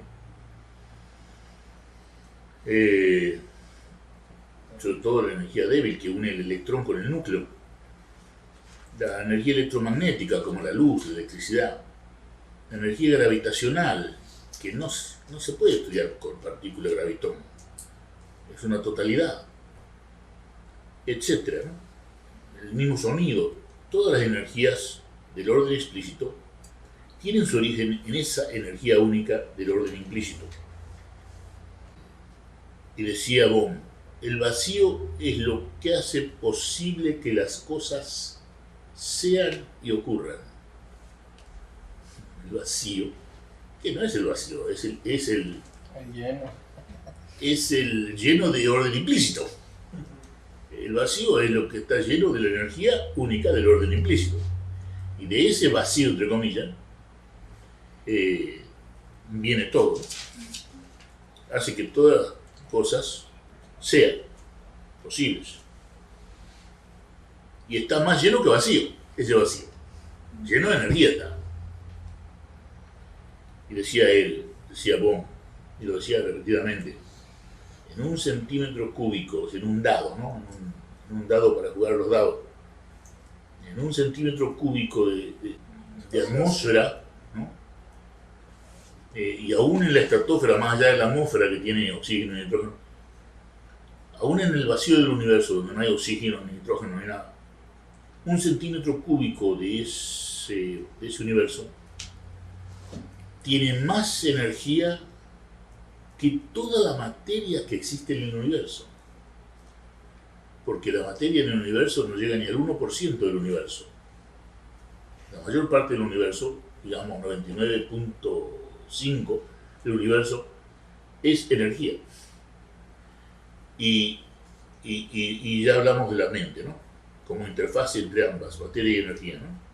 En el universo, igual que el sodio, igual que la luz. Ahora, el orden implícito es indefinible, es solamente inferible, y no se puede medir. ¿Por qué?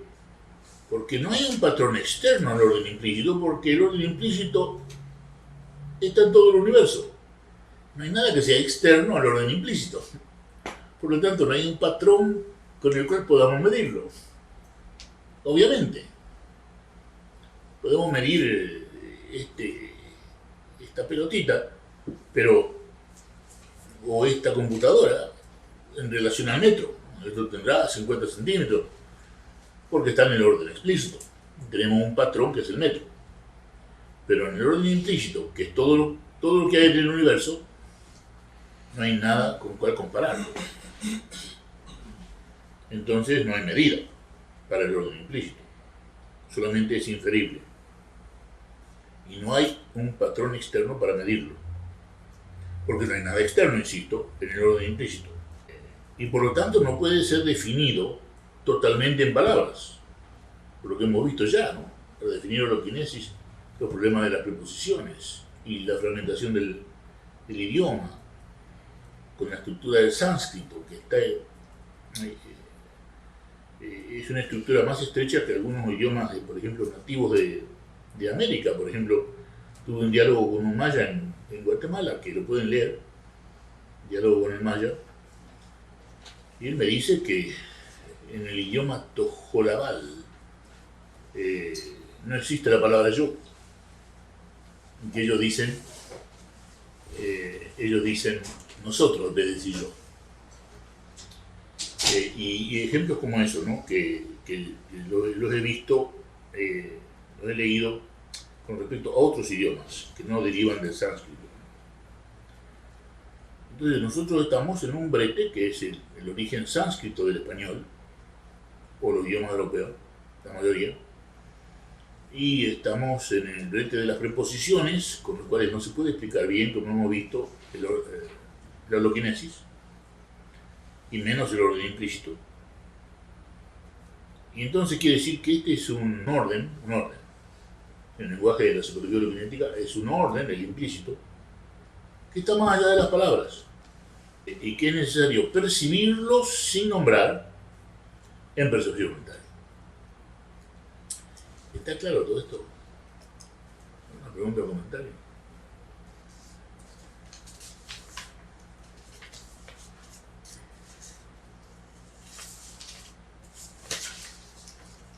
Está claro, ¿no? Un poquito indigerible al principio, para mí lo fue. Difícil de digerir. Y bueno, hablar con Bohm, como dije, era una experiencia mística, hablando de ciencia, ¿no? Y bueno, hablábamos de cosas como, por ejemplo, el experimento de Filadelfia, o cosas que son locas en sí mismas, ¿no? Y él tenía una explicación para cada cosa, ¿no?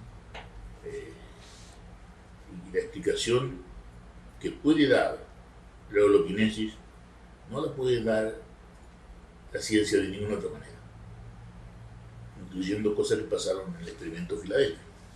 Por ejemplo, la mente grupal, que es la telepatía, que dos memorias se imbrican, dos memorias se superponen, la de Juan y la de Pedro. O sea que Juan recuerda cosas de Pedro y Pedro recuerda cosas de Juan. Esto es fantástico, parece fantástico, pero es real. Y nosotros lo descubrimos apenas nos casamos con Cecilia, de que eso es un hecho. Y Bohm vivía así con Saral, su esposa. Y cuando lo comentamos con Krishnamurti, Krishnamurti sonriendo dijo, "That is only the tip of the iceberg", dice Krishnamurti. Eso es solamente la punta del témpano.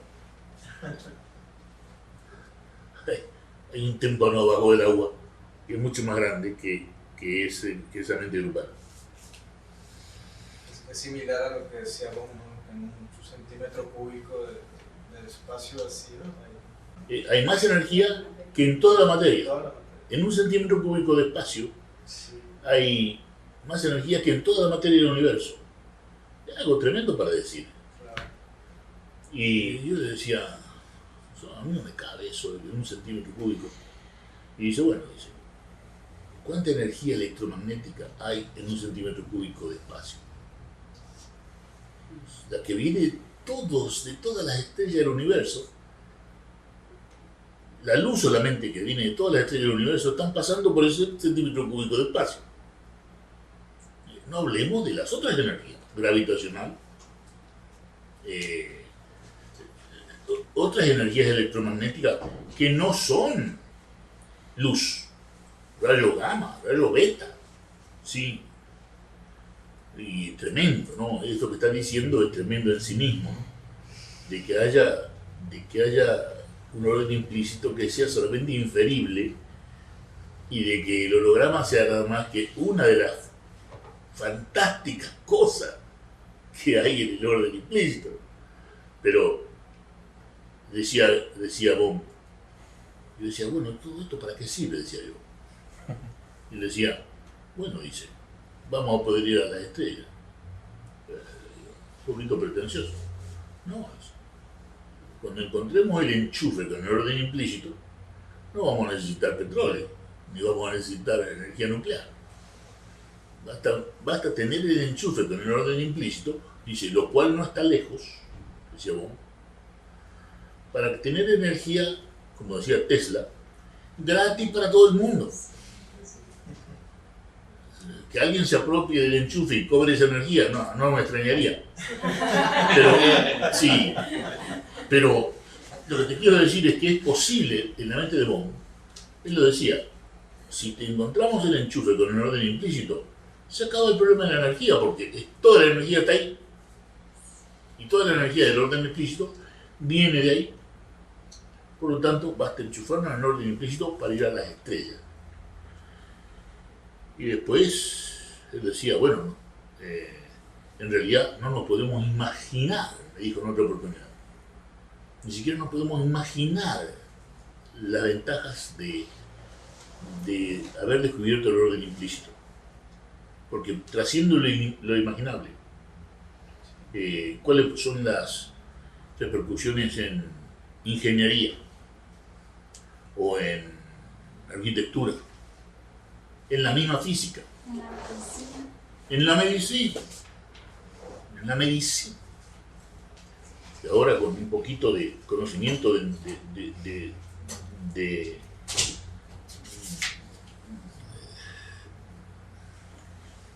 conocimiento de lo que sucede molecularmente en la célula, medicina molecular, lo que sucede en la célula, hay avances tremendos.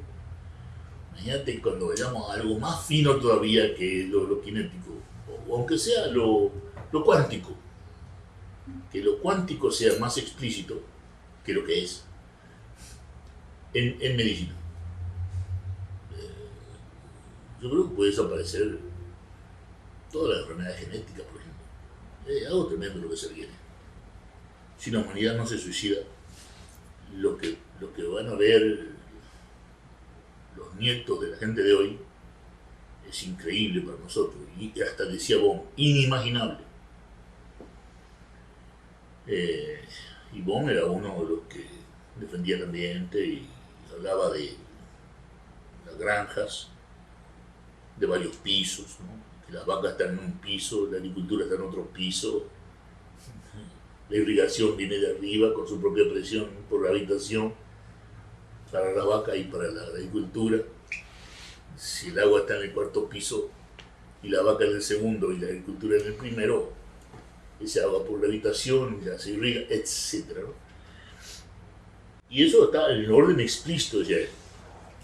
Si aplicamos la energía del orden implícito a todo esto, bueno, la vida humana va a ser sumamente fácil, sumamente fácil.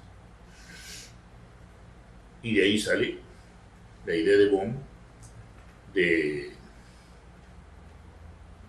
le llama la socioentropía, la medida del desorden en la sociedad. Dice, no es difícil medir el desorden en la sociedad. Si tuviéramos una unidad de dolor, miren bien esto, esto no es orden implícito, esto es orden explícito. Si tuviéramos una unidad de dolor, decía Bohm, ¿no? Que era el dukkha, ¿no? Sacado del lenguaje budista. Un dukkha es una unidad de dolor.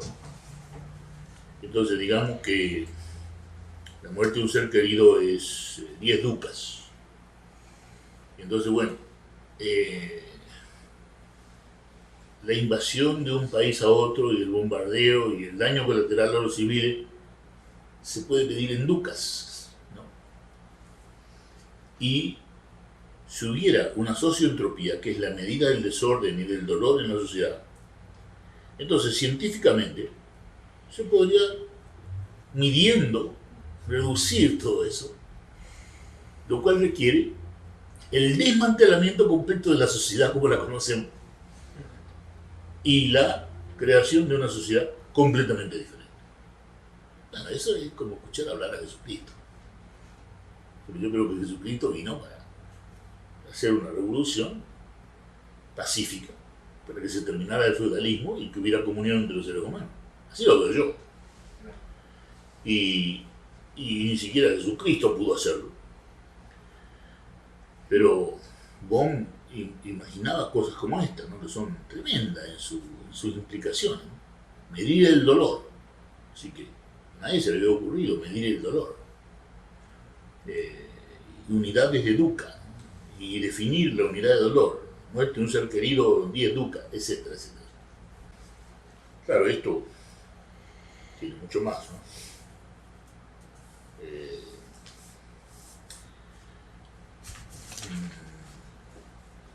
En el siglo XIX había dos investigadores, Michelson, ¿oyeron hablar de Michelson-Morley? Bueno, un día le preguntan a esta gente cuál era el futuro de la física. Yo quiero estudiar física porque estoy apasionado por la física y quiero encontrar cosas nuevas en la física.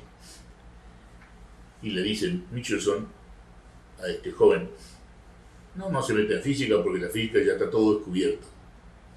1890. 1890. Físico, era Morley. Sí. Le dice a este joven de que no se meta en la física porque ya está todo descubierto. Resulta que en 1929 viene la paradoja cuántica.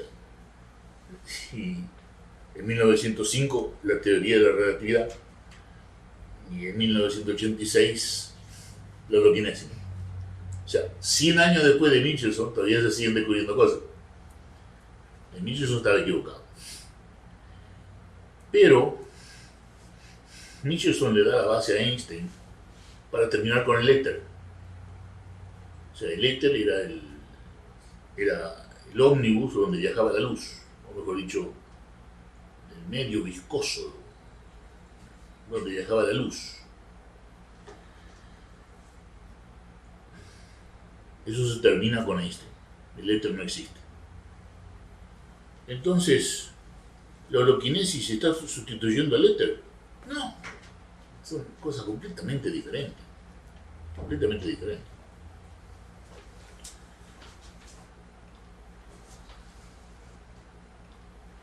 Entonces, ¿por qué diferente? El éter transporta la luz y no existe. Eso lo demuestra Einstein, no existe el éter. 1905. Y Bohm dice, quiere decir que ahora hablamos no del éter que transporta la luz, ahora hablamos de la holoquinesis de la que nace la luz. No es el éter luminífero, fero quiere decir que transporta, ¿no? Como Cristófero, un nombre italiano, ¿no? Cristóbal. Cristófero quiere decir el que lleva a Cristo, ¿no? Cristófero Colombo, ¿no? Cristóbal Colón. Luminífero quiere decir que lleva la luz, transporta la luz. El éter era luminífero, porque llevaba la luz, la transportaba. No existe el éter. Entonces tenemos que hablar de la holoquinesis luminígena, la holoquinesis de la cual nace gena, la luz. No es el éter luminífero, es la holoquinesis luminígena.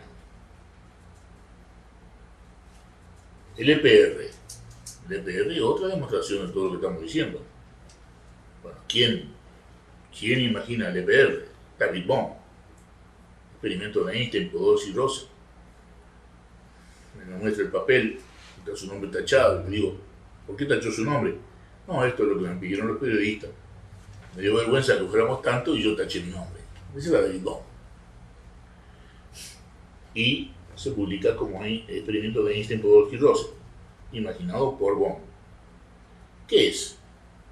Que si cambia el spin o rotación de un electrón aquí, aunque sea por observación, en la cámara de burbuja, por ejemplo, cambia el spin o rotación de todos los electrones contiguos y remotos, 5.000 kilómetros. Esto se ha demostrado científicamente.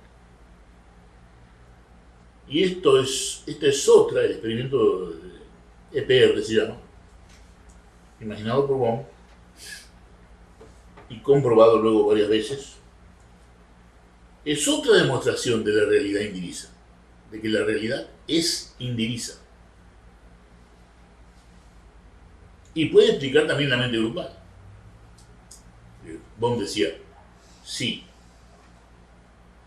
en mi cerebro hay un electrón que es partícula y que es onda, quiere decir que como onda también va a estar en el cerebro de ustedes. Y el electrón que está en ustedes, como onda, va a llegar a mí. Quiere decir que electrónicamente somos uno. Y dice, bueno, ¿por qué no nos conocemos? El EPR y el hecho de que el electrón sea partícula y onda demuestra la mente grupal y la posibilidad de la telepatía, que es la mala palabra para decir mente grupal, la telepatía, ¿no? Porque no es teles a la distancia, sino que es aquí. Es aquí. Entonces, y la mente grupal es una contingencia secundaria de que se tome en serio la percepción unitaria. Eso lo dice J. Krishnamurti, lo dice en su diálogo número 18 con Anderson. Diálogo 18 con Anderson. ¿Y qué significa el EPR? Explica la mente grupal y explica de que la realidad del universo es indivisa, no dividida, y que el espacio es uno.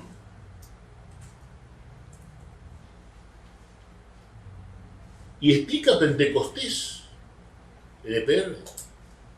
O sea que tenemos una exégesis nueva del cristianismo. Porque entonces se explica Pentecostés. Porque uno lee Pentecostés, cuando yo era chico,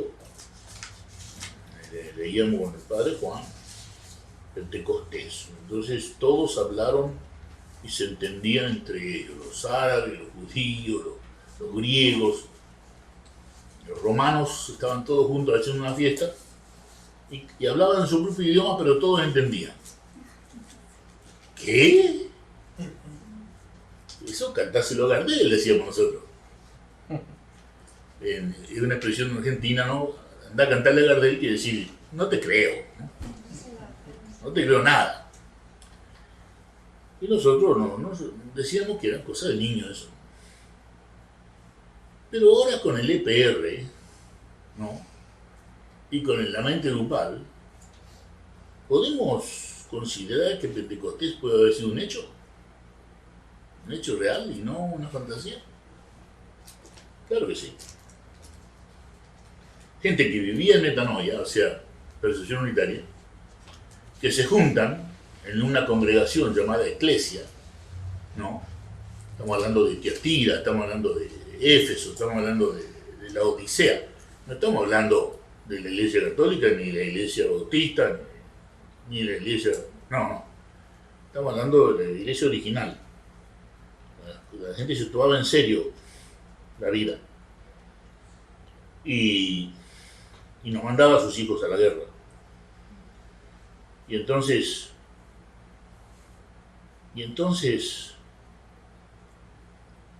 la definición de comunión tiene que ver entonces con todo lo que estamos diciendo, el EPR, el orden implícito.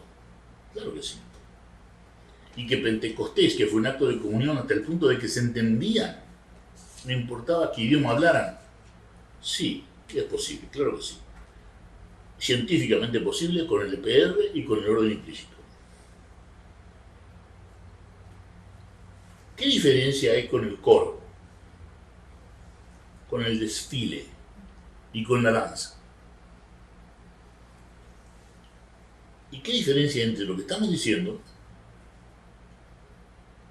y un coro, o un desfile militar, o una danza coreografiada donde hay varias personas haciendo la misma cosa? Porque la comunión es hacer la misma cosa al mismo tiempo. Dos o más personas haciendo la misma cosa al mismo tiempo. Comunión. ¿Y en el coro hay comunión? ¿Y en el desfile militar hay comunión? ¿Y en la danza coreografiada hay comunión? Tú hablas con una persona que canta en un coro, te va a decir que es una de las experiencias más bellas que han tenido. Porque hay una similitud con la comunión. ¿Por qué similitud? ¿Por qué no decir comunión? Porque la comunión es un acto espontáneo. No es un acto dirigido ni formulado. ¿Te das cuenta? La comunión no se formula, no se planea, no se dirige. No hay un director de la comunión. Hay un director del coro, pero no un director de la comunión. Y hay un buen desfile militar, porque hay un general o alguien que los ha entrenado. Pero no es algo espontáneo, es algo dirigido. Y con la danza coreografiada sucede lo mismo. Se necesita un entrenamiento de 12 años para ser un buen bailarín, y se necesita que haya otros que hayan pasado 12 años estudiando danza, y un buen coreógrafo, y la buena música, y una buena iluminación, y un buen teatro, para que salga una buena danza. ¿Pero es comunión? No, porque está todo dirigido y planeado. Muy diferente a cómo se describe Pentecostés, que era todo espontáneo, todos se entendían sin haberlo planeado. O con la mente grupal, que yo le hablo a Ceci desde Caracas y le digo, ¿por qué tengo que llamarte de nuevo? Me dice, porque acaba de morir mi abuela y me voy a Mexicali, ella estaba en Estados Unidos. Llámame a Mexicali. ¿Eso fue planeado? No. La mente grupal no se planea, es espontáneo. Por eso es comunión. Entonces la comunión, ¿no? Tomar la comunión, es un rito que remeda la comunión, la imita, pero no es la comunión. La comunión es algo que llega por gracia divina, digamos, que es espontáneo en su naturaleza. No hay un director de comunión. La inteligencia te dice que no es así. O hay comunión o no la hay, pero no se puede planear la comunión. Entonces, y encima de todo esto, David Bohm habla de las variables ocultas, que son todas aquellas variables, se lo tiene formulado matemáticamente esto, en el libro La totalidad del orden implicado. Hay variables que no conocemos que actúan en un fenómeno. Por ejemplo, me preguntan a mí, a ver, doctor, ¿cuántos profesores hay de psicología holoquinética? Usted que ha estado hablando de esto 32 años, 33 años. Y le digo, 20. ¿Qué? pasó 33 años hablando y hay 20 profesores. Hoy puede haber otro más. Sí. ¿Y cómo es eso? Entonces, bueno, quizá es porque se necesita un coeficiente intelectual de 130 para entender todo lo que hemos dicho. Se necesita cierta pequeña base de física, cierta pequeña base de conocimiento del lenguaje, para que nos podamos entender hablando de todas estas cosas que parecen ciencia ficción. Pero, ¿no es cierto? Pero sabemos bien que no es ciencia ficción, sobre todo lo que lo hemos vivido, ¿no? Y entonces, no es ciencia ficción, son hechos, y no hablo ni siquiera no hablemos de la mitad ni de la cuarta parte de los hechos que ocurren en quien se toma en serio la percepción unitaria. Pero entonces, bueno, ¿se necesita un coeficiente intelectual de 130 para entender lo que hemos dicho? Sí. ¿Lo puede entender un niño menor de 12 años? No, porque no tiene pensamiento abstracto, de acuerdo a Piaget. El pensamiento se desarrolla por su naturaleza. ¿Y por qué otra razón hay 20 profesores y no 20.000? Por la variable oculta. Yo no tengo ninguna idea cómo puede ser que la gente no se encienda cuando escucha hablar de esto. ¿No? Que la gente no se apasione, que la gente no se ponga a estudiar. Pero bueno, ¿tú crees que el hecho de que un niño no pueda tener ese pensamiento abstracto sea debido a la forma en la que son educados? ¿Puedes repetirlo? Más allá de... Sí, lo que pregunta Eduardo es una pregunta tremenda, de que quizá con una educación autoritaria, dices tú, ¿no? Podríamos tener niños cuyo pensamiento abstracto llegara antes de los 12 años. Bueno, lo que observó Piaget es que comienza a los 12 años más o menos el pensamiento abstracto. Parece que, sin duda que fue un trabajo extraordinario el de Piaget, ¿no? Yo estudié en Miami, en el Jackson Memorial Hospital, en el servicio de niños que fundó Piaget. Se vino con sus zapatos viejos a fundar el edificio, me contaron toda la historia. Y bueno, entonces estudiábamos muy bien a Piaget. Y es impecable el estudio de Piaget de cómo se desarrolla el pensamiento, ¿no? Preoperativo, operativo, y en última instancia, a los 12 años, abstracto. ¿Será que es así siempre? ¿Y será que podría ser más acelerado si no hubiera una estructura autoritaria en el hogar y en la sociedad?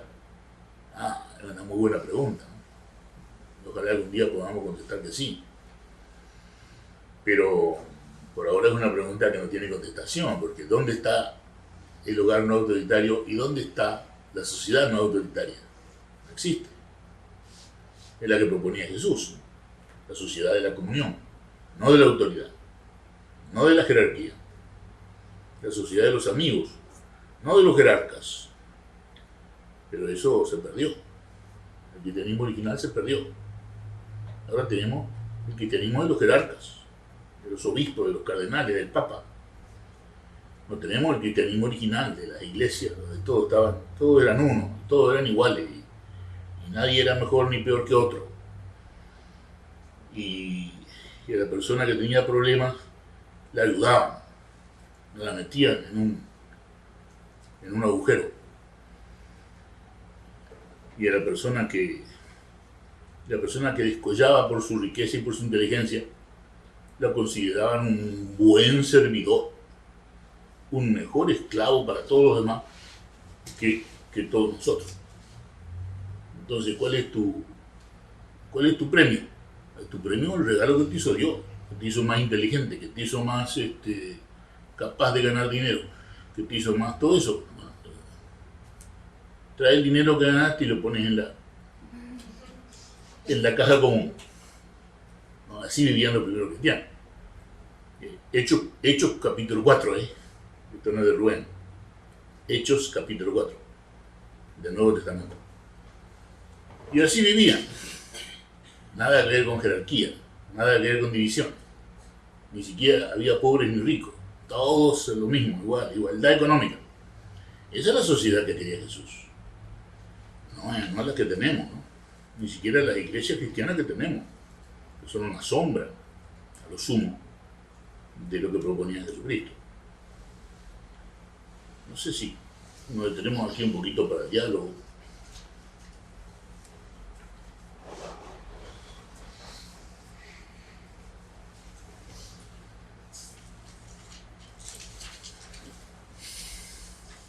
Una pregunta, Rubén.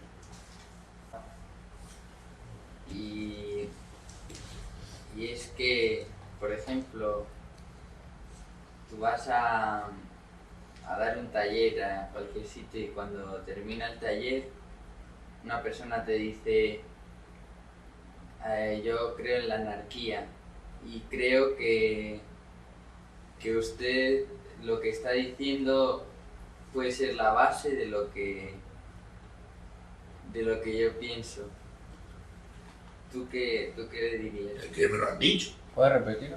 Sí, yo creo que tú das una conferencia como maestro de percepción unitaria y alguien en la audiencia te dice, lo que usted está diciendo es lo que yo creo. Es lo que dicen los que yo creo, ¿no? Los que somos como yo. Es lo que decimos los anarquistas o los comunistas o los fascistas. Y la respuesta es no, porque lo que estamos diciendo no es producto del pensamiento, ¿te das cuenta? Es decir, la mejor contribución que podemos hacer para la paz es la paz de Rubén. La mejor contribución que Rubén puede hacer a la paz del mundo es la paz de Rubén. ¿Tú me comprendes? No es que Rubén se meta en un partido, ya sea anarquista o comunista o fascista, ¿me comprendes? O todo lo que hay en México y todo lo que hay en Argentina. No. Se trata de que uno esté en paz. Y esa es la mejor contribución que uno puede hacer, política y económica, a la humanidad. Ahora bien, y tú le tienes que decir que no, porque no es una idea que viene del pensamiento lo que estamos diciendo. Lo que estamos diciendo es la contingencia de la comunión, de la paz y del amor que vienen de un hecho que no es del pensamiento y que por eso le llamamos B para diferenciarlo de C, que sí es el pensamiento. B le llamamos para diferenciarlo de C, que es el pensamiento, la memoria y el yo, porque en el cerebro existe otro movimiento que no es del pensamiento, que es el que te va a dar la paz verdadera y el amor, que pueda mirar a alguien sin palabra. Si tú miras a alguien sin palabra, sin ninguna palabra, te mira en completo silencio, lo que yo he descubierto, esto lo digo en nombre de lo más sagrado, es el amor. Cuando yo la miro a Cecilia sin palabra, o te miro a ti sin palabra, o cualquiera sin palabra, no me sale más que amor a mí. Cuando empiezo con que, sí, el doctor de la Fuente, un hijo, nada. ¿Tú me comprendes? Empiezas a poner las palabras y se arruina la relación. Pero si tú miras con el ojo limpio, eso está en el Evangelio, mirar con el ojo limpio, o sea, sin el pensamiento, no sale más que amor. De eso estamos hablando, no de un producto del pensamiento.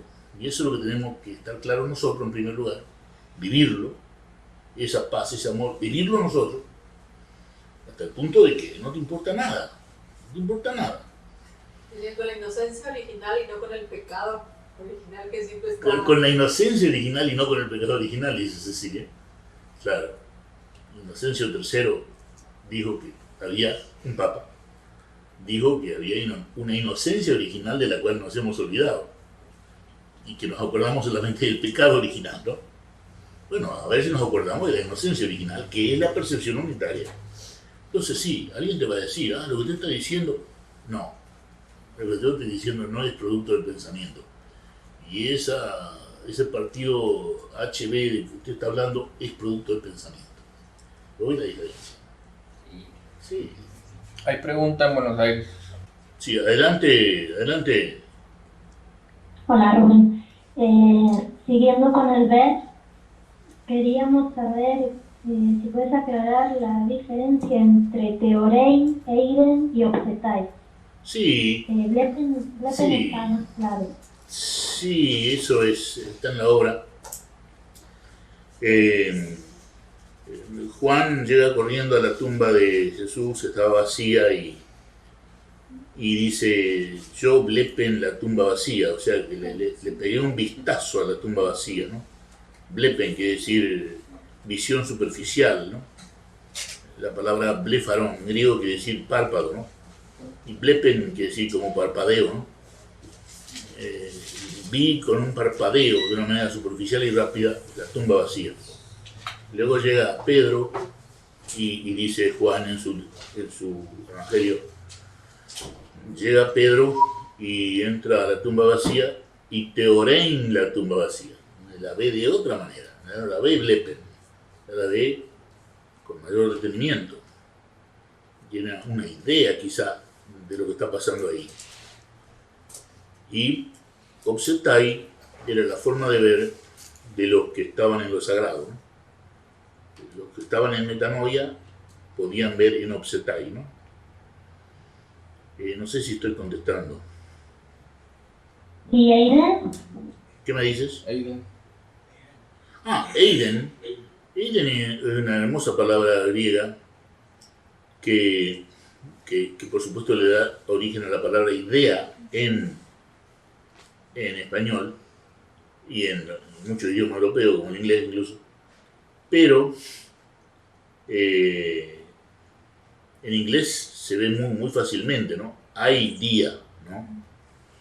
Idea. ¿Qué relación tiene eso con yo, Dios, ¿no? Deus, ¿no? Yo, Deus, ¿no? Zeus.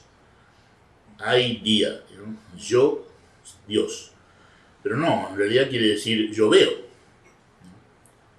Y también lo interesante es que lo que ahora nosotros consideramos como idea no es lo que los griegos de 2000 años atrás consideraban como idea. Idea era el acto de que yo estoy viendo, ¿no? Que es muy diferente a tener una idea de algo, ¿no? Si yo tengo una idea de como decíamos, de Eduardo, no lo veo. Ya no lo puedo ver, porque ya tengo palabras sobre él, ya tengo opiniones. Y esa es la mejor manera de que se rompa la amistad y el amor entre dos personas. Tener una idea del otro. Entonces yo tengo una idea de Eduardo y ya no lo voy a ver con el mismo amor. O quizás no lo vaya a ver con amor. Pero si lo miro con el ojo limpio de pensamiento, no va a salir más que amor de esa mirada. Entonces, idea, cuidado. Semánticamente, que es otra rama del estudio del idioma, cambió la semántica de la palabra idea del griego koiné del año 0, que quería decir yo veo, a la semántica del idioma español del 2010, que idea es parte del pensamiento, o sea, parte de lo que nos impide ver. Yo vi la ruta como siempre la vi. Eso, tengo una idea de la ruta y me tiro contra el cañón de la Coca-Cola y me deshago. Porque la idea que tengo de la ruta y verla como siempre la vi, me impide ver. O sea que la palabra es paradojal. Etimológicamente quiere decir yo veo, pero semánticamente, después de 2010 años, ha cambiado hasta querer significar lo opuesto. Lo opuesto de lo que significaba 2000 años atrás. ¿Está clara? ¿Se entiende? Sí, gracias, Rubén. Sí, la semántica también juega su papel en todo esto, ¿no? Seguir la semántica de las palabras es importante, ¿no? Porque cambian en su significado. Muchas cosas que nosotros leemos del Evangelio las rechazamos porque nos parecen estúpidas, pero tenemos que ponernos en el lugar de los que lo escribieron, ¿no? Y ver que estaban queriendo decir una cosa muy diferente a la que nosotros creemos. Por ejemplo, Jesús en la cruz dice, hermana sabactani, ¿no? Y está traducido al español como me has abandonado, Dios, ¿no? En realidad, el Mana Sabachthani es una expresión que se usa hoy en Palestina, y si una persona se va a casar, ¿no? Dice, un muchacho le dice a un amigo, mira, me voy a casar, el amigo le dice, el Mana Sabachthani, que quiere decir, para esto naciste, o sea, es tu destino, aguántate. Eso quiere decir. Tiene una relación chistosa, ¿no? Como para esto he nacido y me tengo que aguantar. Sí. Y hoy en día se usa también de esa manera doble. Para esto has nacido, aguántate, ¿no? El Mana Sabachthani. Y Jesús está diciendo, el Mana Sabachthani, como siempre con ese espíritu liviano y chistoso, para esto he nacido y me tengo que aguantar. Eso es lo que está diciendo Jesús. No está diciendo, Dios me has abandonado. La mala traducción del Evangelio. Y bueno, entonces cuidado con la semántica, ¿no? Porque estamos hablando de palabras del idioma arameo que quedaron en el Evangelio. El Mana Sabachthani está hablando arameo de Jesucristo. Y el arameo de hoy, ahí no hay cambio de semántica, es el mismo arameo de 2000 años atrás. Y quiere decir lo mismo, para esto he nacido. Estoy respondiendo.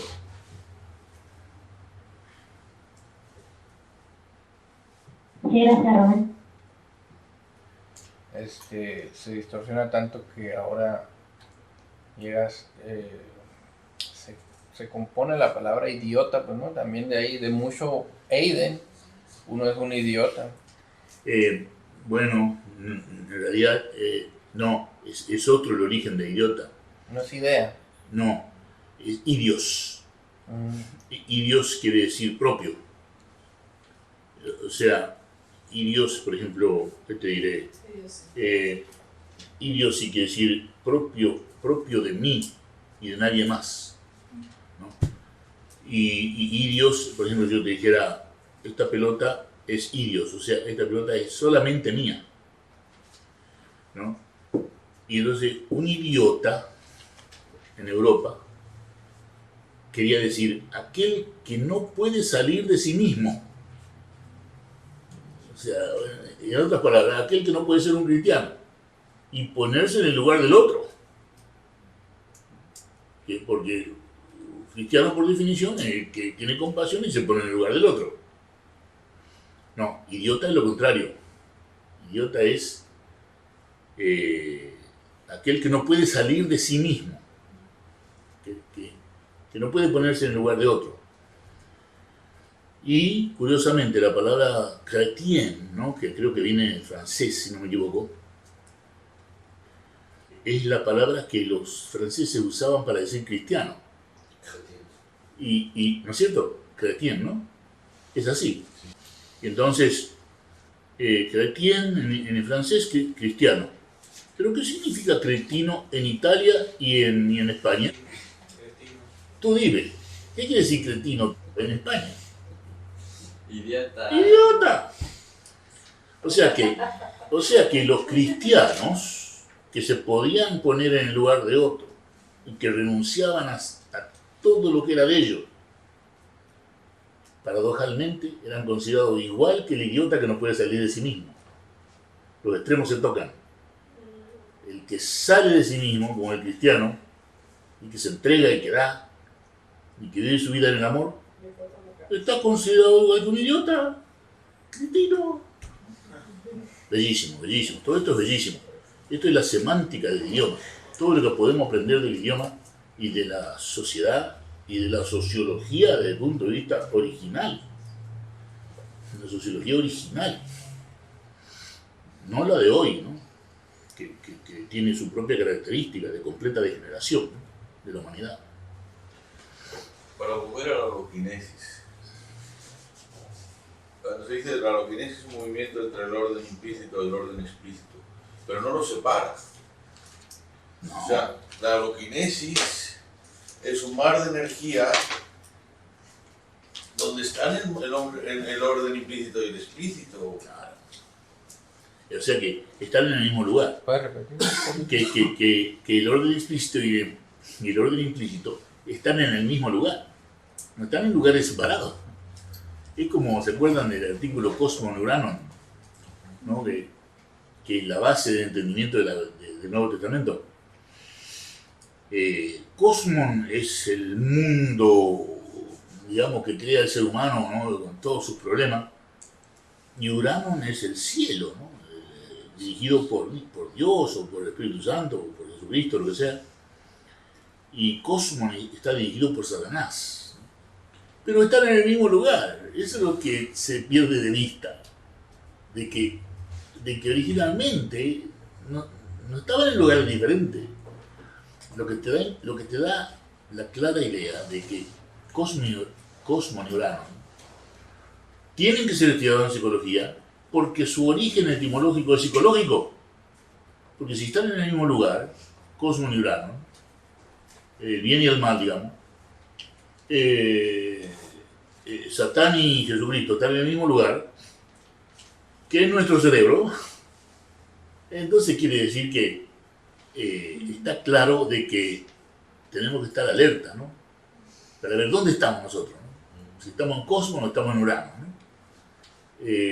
O si estamos, digamos, estamos en el orden explícito, pero por supuesto que también estamos en el implícito, que está en el mismo lugar, ¿no? Está claro, ¿no? Sí, difícil ver que Cosmos y Urano estén en el mismo lugar, ¿no? Generalmente decimos, sí, el cielo, y apuntamos para arriba. Y no, es un estado mental el cielo, que está dentro nuestro.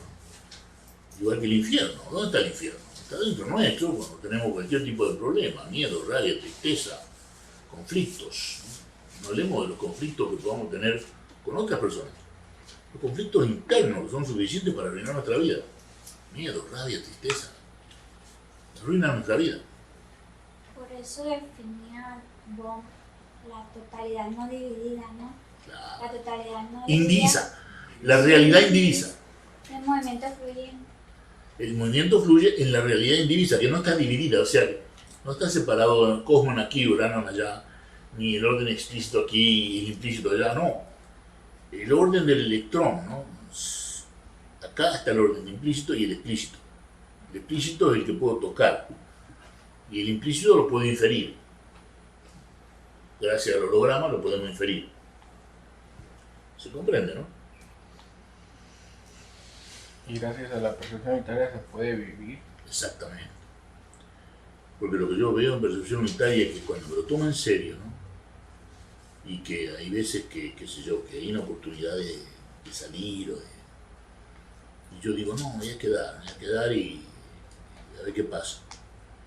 Y me quedo en esa quietud, una quietud completa y escuchando solamente. Esta mañana yo me desperté que tenía miedo de mover los brazos porque me parecía que iba a salir volando. ¿Y por qué? Porque ayer estuve en una quietud muy grande, ¿no? Una quietud muy grande, y escuchando, ¿no? Te da energía. Es como enchufarse en el orden implícito, en la loquinesis, la percepción unitaria. Te da energía. Muy importante ver esto. Comprobarlo por uno mismo. No porque lo diga Rubén, no, compruébenlo ustedes, inténtenlo ustedes y lo van a ver. De hecho, yo creo que si no hay percepción unitaria no hay comprensión, no. Porque es puro es repetir cognitivamente lo que dijo fulanito de tal, ¿no? Claro. Como lo platicábamos, cómo se usa ahora que todos somos uno, ¿no? Sí. Pero como no hay percepción unitaria, no hay comprensión total y, claro. Y si todos somos uno, yo me hago daño y estoy haciendo daño a todo el mundo, ¿no? Exacto. Entonces, eso no hay comprensión para todos aquellos que repiten que todos somos uno, porque no hay percepción unitaria. Exactamente. Si no he vivido la percepción unitaria, no puedo saber su valor. Así es. Entonces yo digo que es lo más importante de la vida, por lo que veo, ahora, por lo que siento. Ahora, tú has dicho que no lo ha vivido, no puede comprender. Bueno, ¿qué dice el cristianismo original? Cuidado con la letra muerta. La letra vive solamente con el espíritu. O sea que a la letra le tenemos que dar nuestro espíritu, porque si no está muerta. Y eso está allá en el Evangelio. O sea, que si no va a ser algo muerto. Tinamuti diría, donde está la palabra, no está aquello, pero donde está aquello puede o no estar la palabra. ¿Puedes repetir? Dice Cecilia, repitiendo que no amortí, que donde está la palabra no está aquello que es lo sagrado. Aquello para Krishnamurti, para JK, era lo sagrado.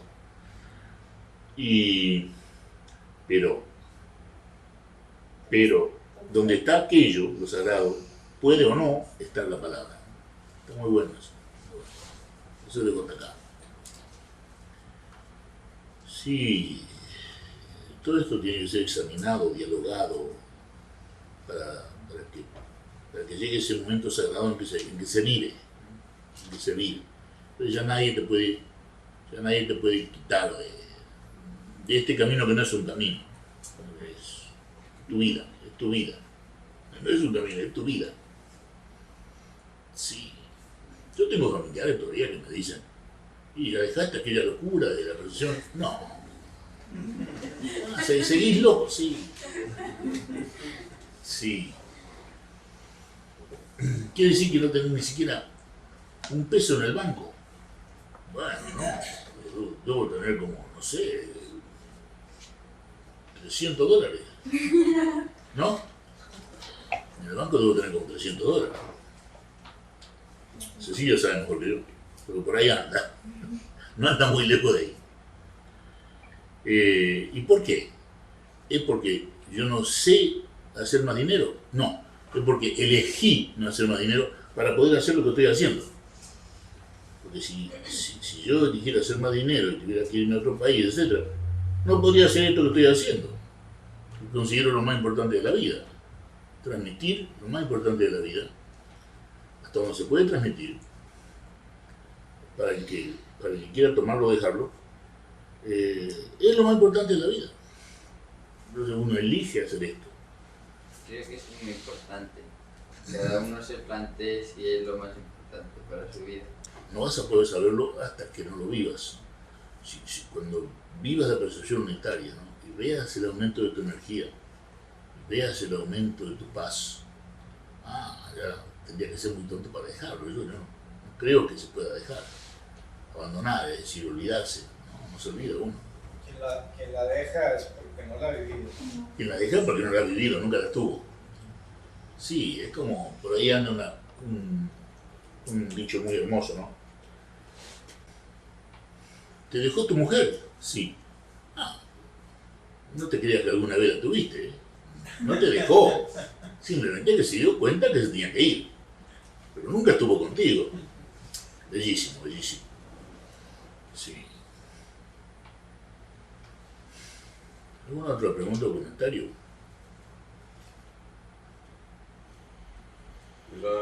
De lo que enseñó David Bohm en la actualidad, ¿qué ha quedado? ¿Hay algún movimiento, alguna...? Nada. Por eso sí, yo digo que si no sale de nosotros... ¿Puedes repetir ahorita? ¿Puedes repetir para...? Sí, la pregunta es ¿qué ha quedado de Bohm? ¿Qué movimiento? Ninguno. Dentro de la ciencia, eso, Sí, parece que hubiera hasta intereses en que no se conozca lo que dice. Hay muchos. Sí, y hay muchos porque... ¿Por qué? Porque lo que dice a mí me parece que es lo que diría hoy un Jesucristo, ¿no? O un Buda. Lo que dice David Bohm. En el terreno social, en el terreno individual, más allá de la física, está diciendo cosas que implican tomar en serio a gente como Buda y a Jesús. Y yo creo que eso no le conviene a mucha gente. Por otra parte, desde el punto de vista de la ciencia en sí, implicaría un cambio tan grande que sería costosísimo. Y entonces, también por ese lado, ¿no? Por el lado del interés económico, es probable que tenga sus detractores, aunque entiendan un poco de qué se trata, que tengan sus detractores. Y el gran error de él, error entre comillas, no renunciar al proyecto Manhattan,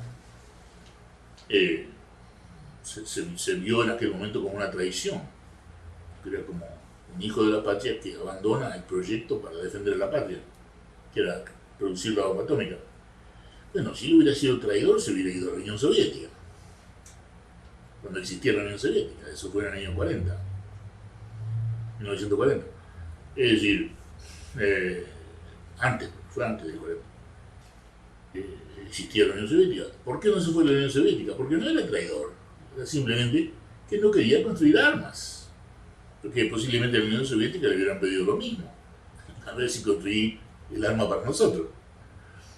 Sin duda, le hubieran pedido lo mismo.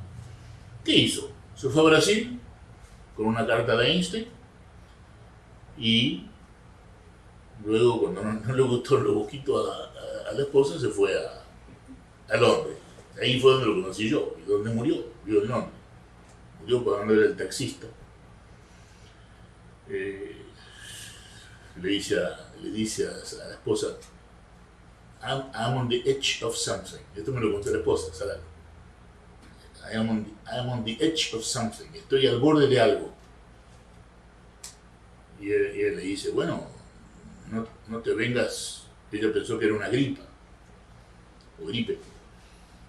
Y entonces le digo, no te vengas en el subterráneo, vente en taxi. Llega en taxi y está pagando el taxista y muere en un infarto. Sí, creo que tenía 72 años. Realmente una pérdida temprana para la humanidad. Una pérdida tremenda para la humanidad. Porque si hubiera vivido los 90 años que vivió Krishnamurti, te imaginas. Sí. Bueno, no sé si nos estamos pasando. ¿Hay alguna pregunta en Buenos Aires o comentario? Ya para terminar.